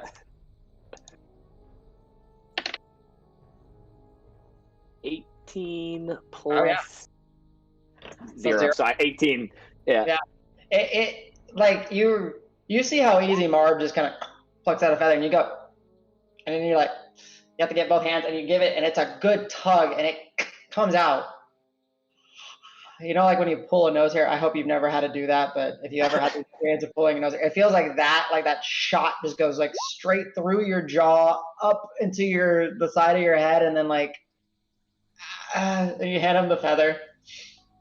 Do the feathers kind of spring back into his nose and make him want to sneeze? Go. Nah. He rolled high enough. I'm not gonna punish him. That's a good idea, though. I'll remember that for the future. But yeah, you manage, and Cal's feathers are, or Marb, yours are that black with that little purple chroma. Your standard Marb feathers. Cal's are just taken up this. It's a beautiful brown, all different shades of brown, but there's always just a little bit of along the vein. There's different color. There's some yellow, some orange, some green, some blues, some reds. He hands it to you, and it's a proper feather. Take out a little special, I don't know, I just count satin pouches, just where you keep jewelry or the really soft fabric, and put it in there, put it back in my cloak's pockets. It's Cal, for you, any favor, you'll never need to cash that feather out, but yeah, just know that if you ever need help, just look for the sketchiest person you can find, and they'll get the message to me, and I'll come help you as fast as I can. Sweet. Thanks, man. I'm gonna look kind of judgingly, and it's a little bit heavier because I'm an old man right now. You get that smidge of disappointment. Yeah, and you guys realize that Grant has been sitting with y'all, and Cal, you look over and you see him just nuzzle Grant all cozy in his bedroll, just.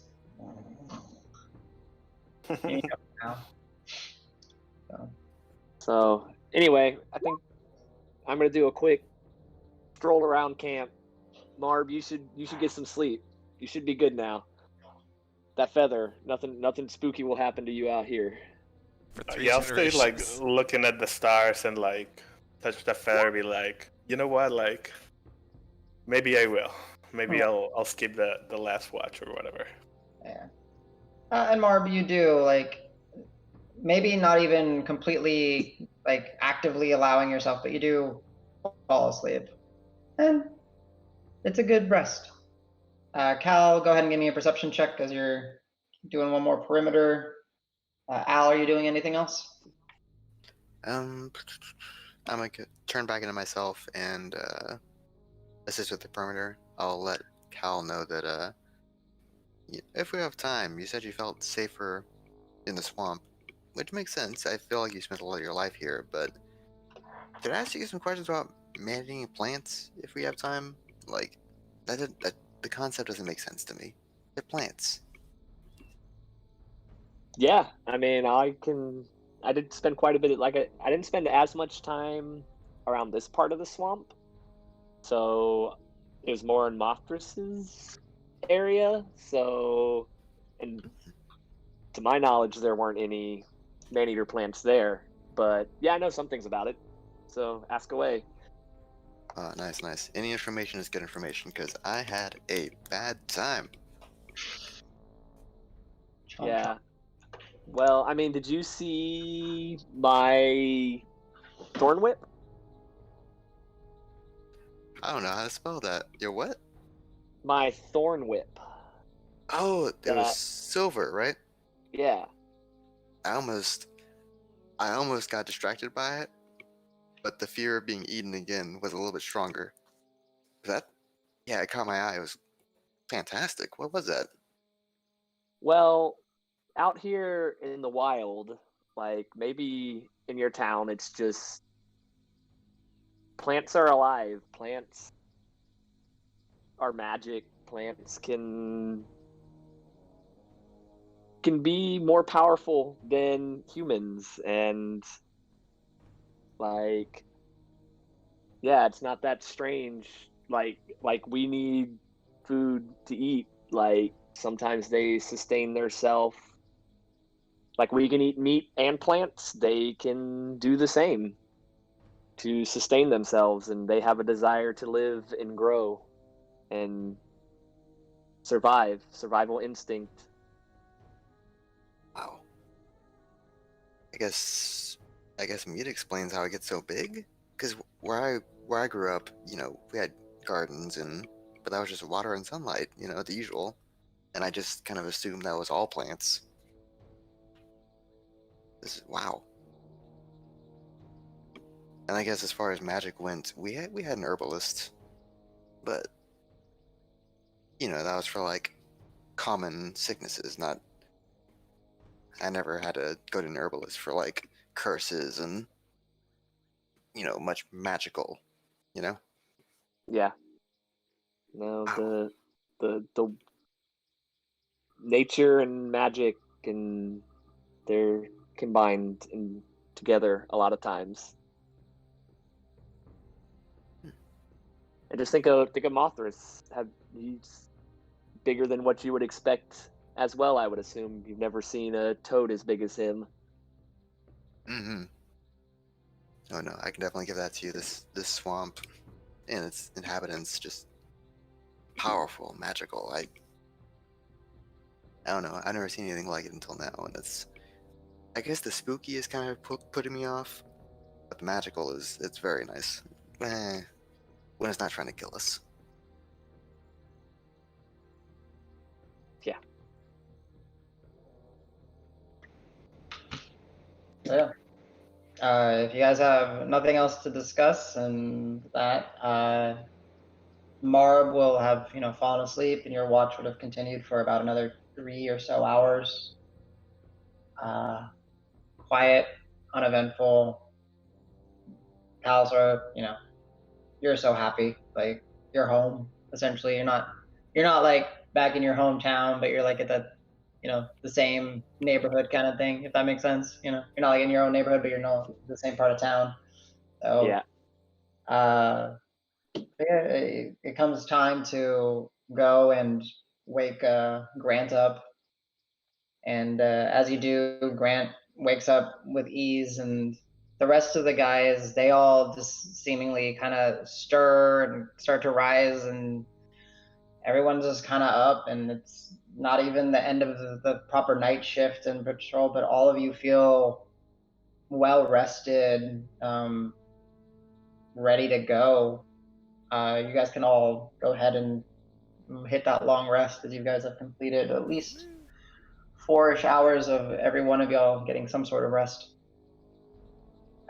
So it's not quite dawn yet, Cal, so you don't have to recharge your crystal. Like, all the items that recharge at dawn or green charges still wait for a little bit because it hasn't been dawn yet. But yeah, you guys are up. It's like, I don't know, 5-ish in the morning now. You still look up at the sky and there's the moons, the stars, but all of you, it'd be kind of hard to go back to sleep at this point. So what would you guys like to do? Is Al still transformed as me? He reverted back. I don't know what he's been doing like throughout the other 3 hours, but I'd probably wait a while after Grant wakes up, and then realize, you know what, I'm not tired yet, and I'd probably freely practice transformation in the corner. okay. Do I You're have just doing- anything reflective? Could I use my dagger? Sure, yeah. I mean, Okay. Grant's shield could be kind of Then reflective probably- if it's polished. I mean, if you, I can use my shield. It's fine. As a Then I mirror. nonchalantly ask. Yeah, if Grant's shield is more of a shimmer to it, I'd nonchalantly ask to borrow that for a bit. His What shield about is your not. shield? Yeah, I would say like Grant's Mine- shield is not nearly as The inside polished. is nice. No, you're able to like look and see a mirror reflection of yourself and all that. A little. Would it be, because it'd be concaved? Wouldn't you be flipped upside down? Nice. It's not. Am I thinking of that right? I don't know. No, it Whatever. I would think be. so. Just distorted, I think. Just Distorted, yeah. It would just be distorted, yeah. Distorted. But you're able to like angle the shield, and it's, his shield is heavy for you. You're like, Oh, and you yeah. kind of prop it somewhere, and then you're able to like kind of find where the distortion is lessened. Then yeah, I'd probably be off the hill and lean it out on a tree or something. Okay. Yeah, just a little, like 30 feet away from the party or something. Mm-hmm. You're just practicing. Making faces. Your own? Transform every minute or so. Okay, gotcha. So Al will spend a little bit of time while the group is, I don't know, deciding, do you want to stay on the hill for the evening or for the rest of the morning and then depart, or are you guys, like, again, mechanically speaking, y'all are fully rested. Davis would want to get going as soon as possible. Like, we should eat first, but we should get moving. Like, the less time we have to stay in deeper, the better. Do we remember at what point zombies started to dissipate when daytime started? They started to really get out of your way once the sun kind of started coming out. But out this far, you haven't seen any. Right. You hadn't walked up through this path yet, so you're not sure where the group started to run into them. But yeah, once the sun is properly out, not necessarily like mid-afternoon, but once it's like out, they seem to try to linger or hide or not be active. So At certain points, though, the canopy's thick enough they don't care, right? yep. Okay. So yeah, I would say like even you, Kyle, just even being from a different part of the swamp and wherever the undead did eventually get, they roam, they trundle along, but you don't recall ever seeing like mass numbers until you got like towards the hag's hut and stuff like that. So If everyone's up and feels good, probably leave early then. Break good. camp a little earlier. you're good. Y'all basically got like yourselves 4 hours head start. Nice. Yeah, I would say, maybe not quite 4, but like once everything's done, 3 hours or so head start. I'm assuming it's the same ritual water walking and go. Yeah. Okay. Cal, I can also take care of the water walking ritual if you ever need a break. Awesome. Maintaining it. Oh, Go ahead, Adam. I was gonna say, spellcasters, go ahead and, except for Al, because all the other spellcasters, go ahead and make your adjustments to your spell lists as needed for your preparations. Make sure everyone, you did confirm the long rest, so you guys should have all your stuff back. CJ, I think 16 and 19 are your portents. Just for the sake of it, so we don't have to worry too much. Go ahead, if you have items that recharge or whatever for Dawn, go ahead and do that. So Calisor, you can go ahead and roll your d6, and then we'll go ahead and get y'all started. Just so everyone knows, I swapped out a cleric spell, which I don't do often. I have protection from evil and good now. Cool. Okay. Mm-hmm. Which we've never seen, But right? you've never seen. But I had to get rid of blasts, so no more blasts.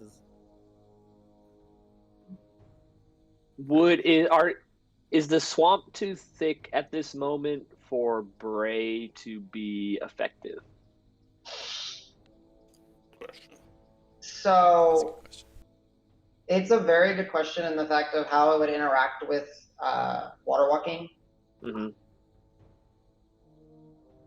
I mean, we did it with them And before, right? Where we You water walked guys them. did it, but you didn't do it in Deep Root.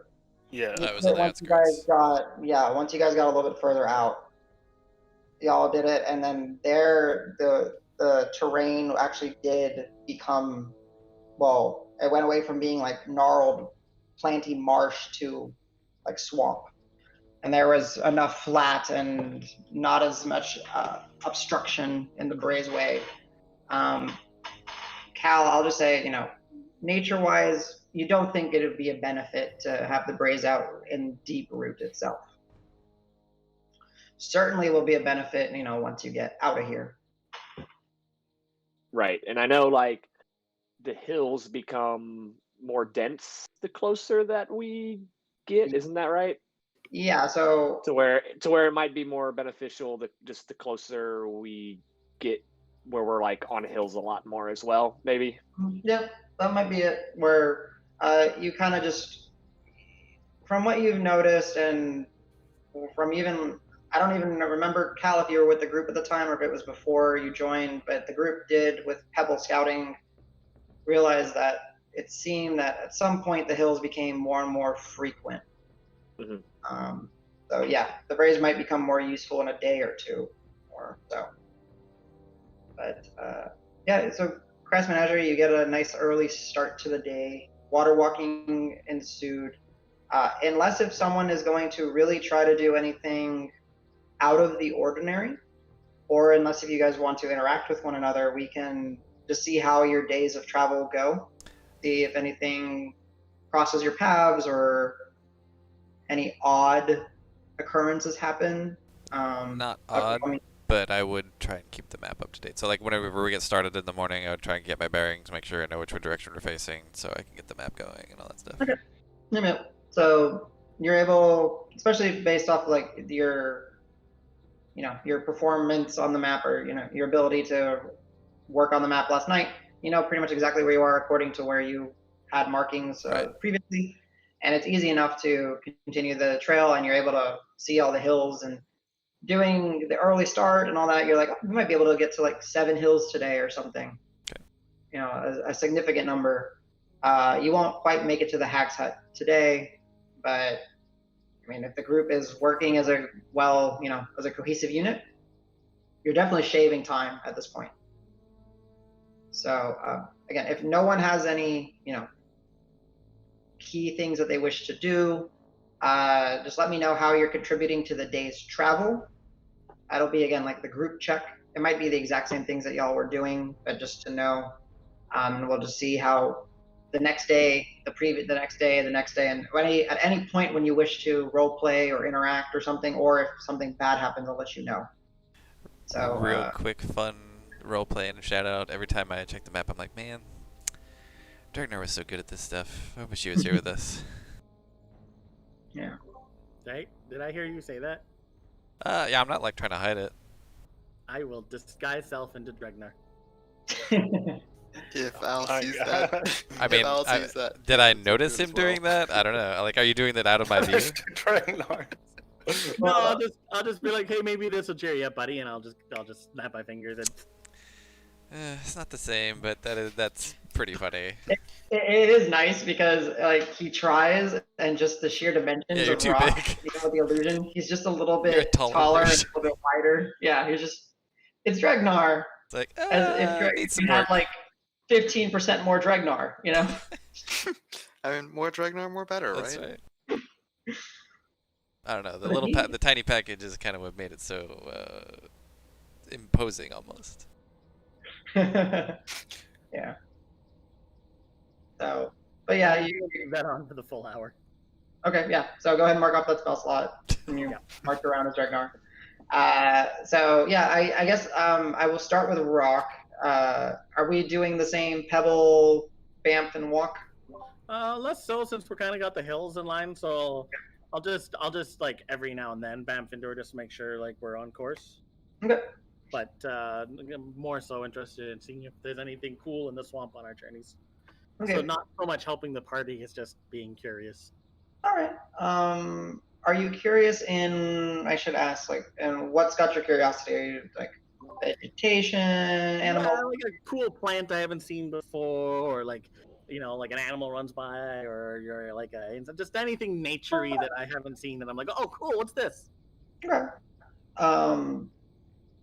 So having that little bit of, I don't know, I would say the freed up mental capacity to not focus completely on your surroundings in the terms of survival and navigation, and just being able to take in some of deep root.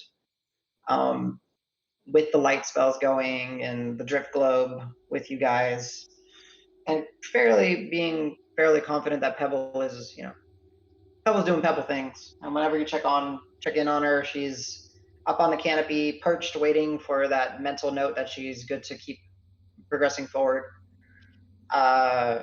You see just a whole bunch of life that you're kind of surprised that you missed previously. Most likely just for the sheer intensity factor, and your attentions were derived otherwise to other things.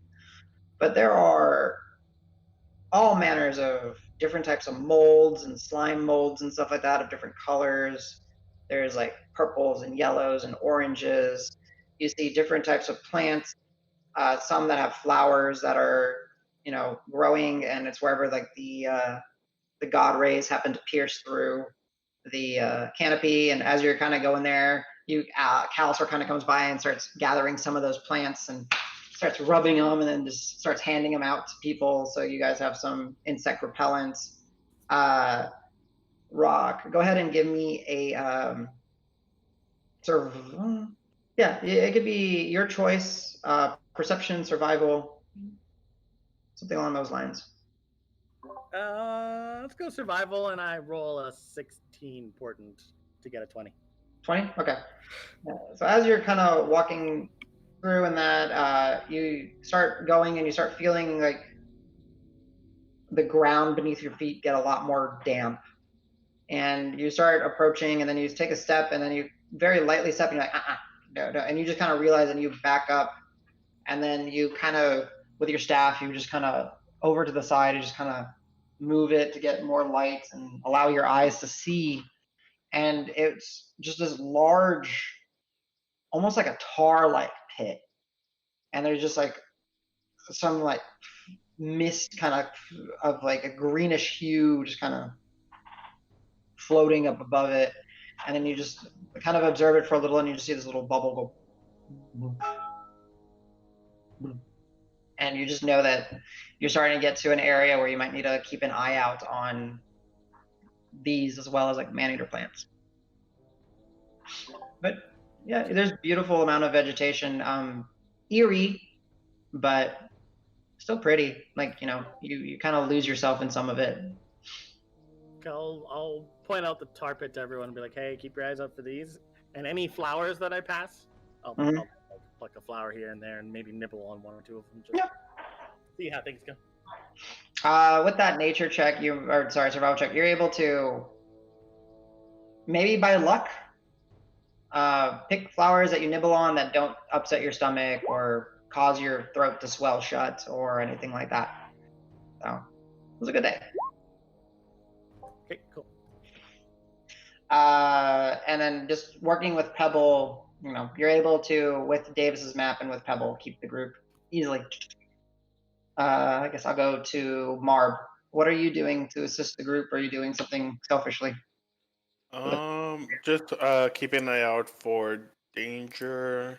Okay. And can I also? I guess we're good on rations. Yeah, just danger for now. Okay.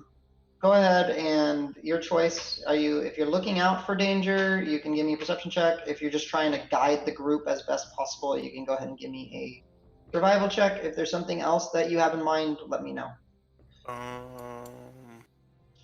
Just perception, but I forgot. Perception is +9, I believe, for you.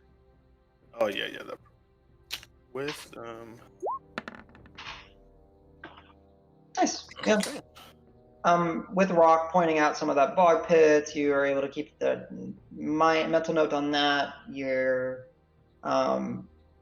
with Al, the recent event with the man-eater plants, you're able to keep an eye out for them, and you just kind of almost like instinctively make your way to the front and just kind of help navigate the crew as you get in your element, and you just see like the crew. You kind of just see like Marb is possibly do the water walk, but he's just easily traversing, like going up and over these thick, broken logs and hanging on vines, looking around and keeping, like, he's making maybe twice the amount of movement as the rest of the group, but no issue.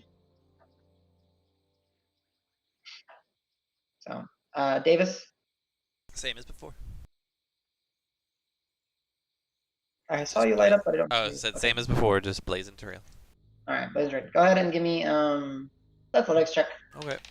The 15. Okay, yeah, not bad.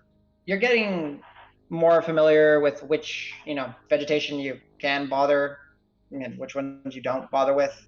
And now that you've kind of made that connection with your weapon, you realize that some of them that you were having trouble with previously is a little bit easier to just cut through. Cool. Grant?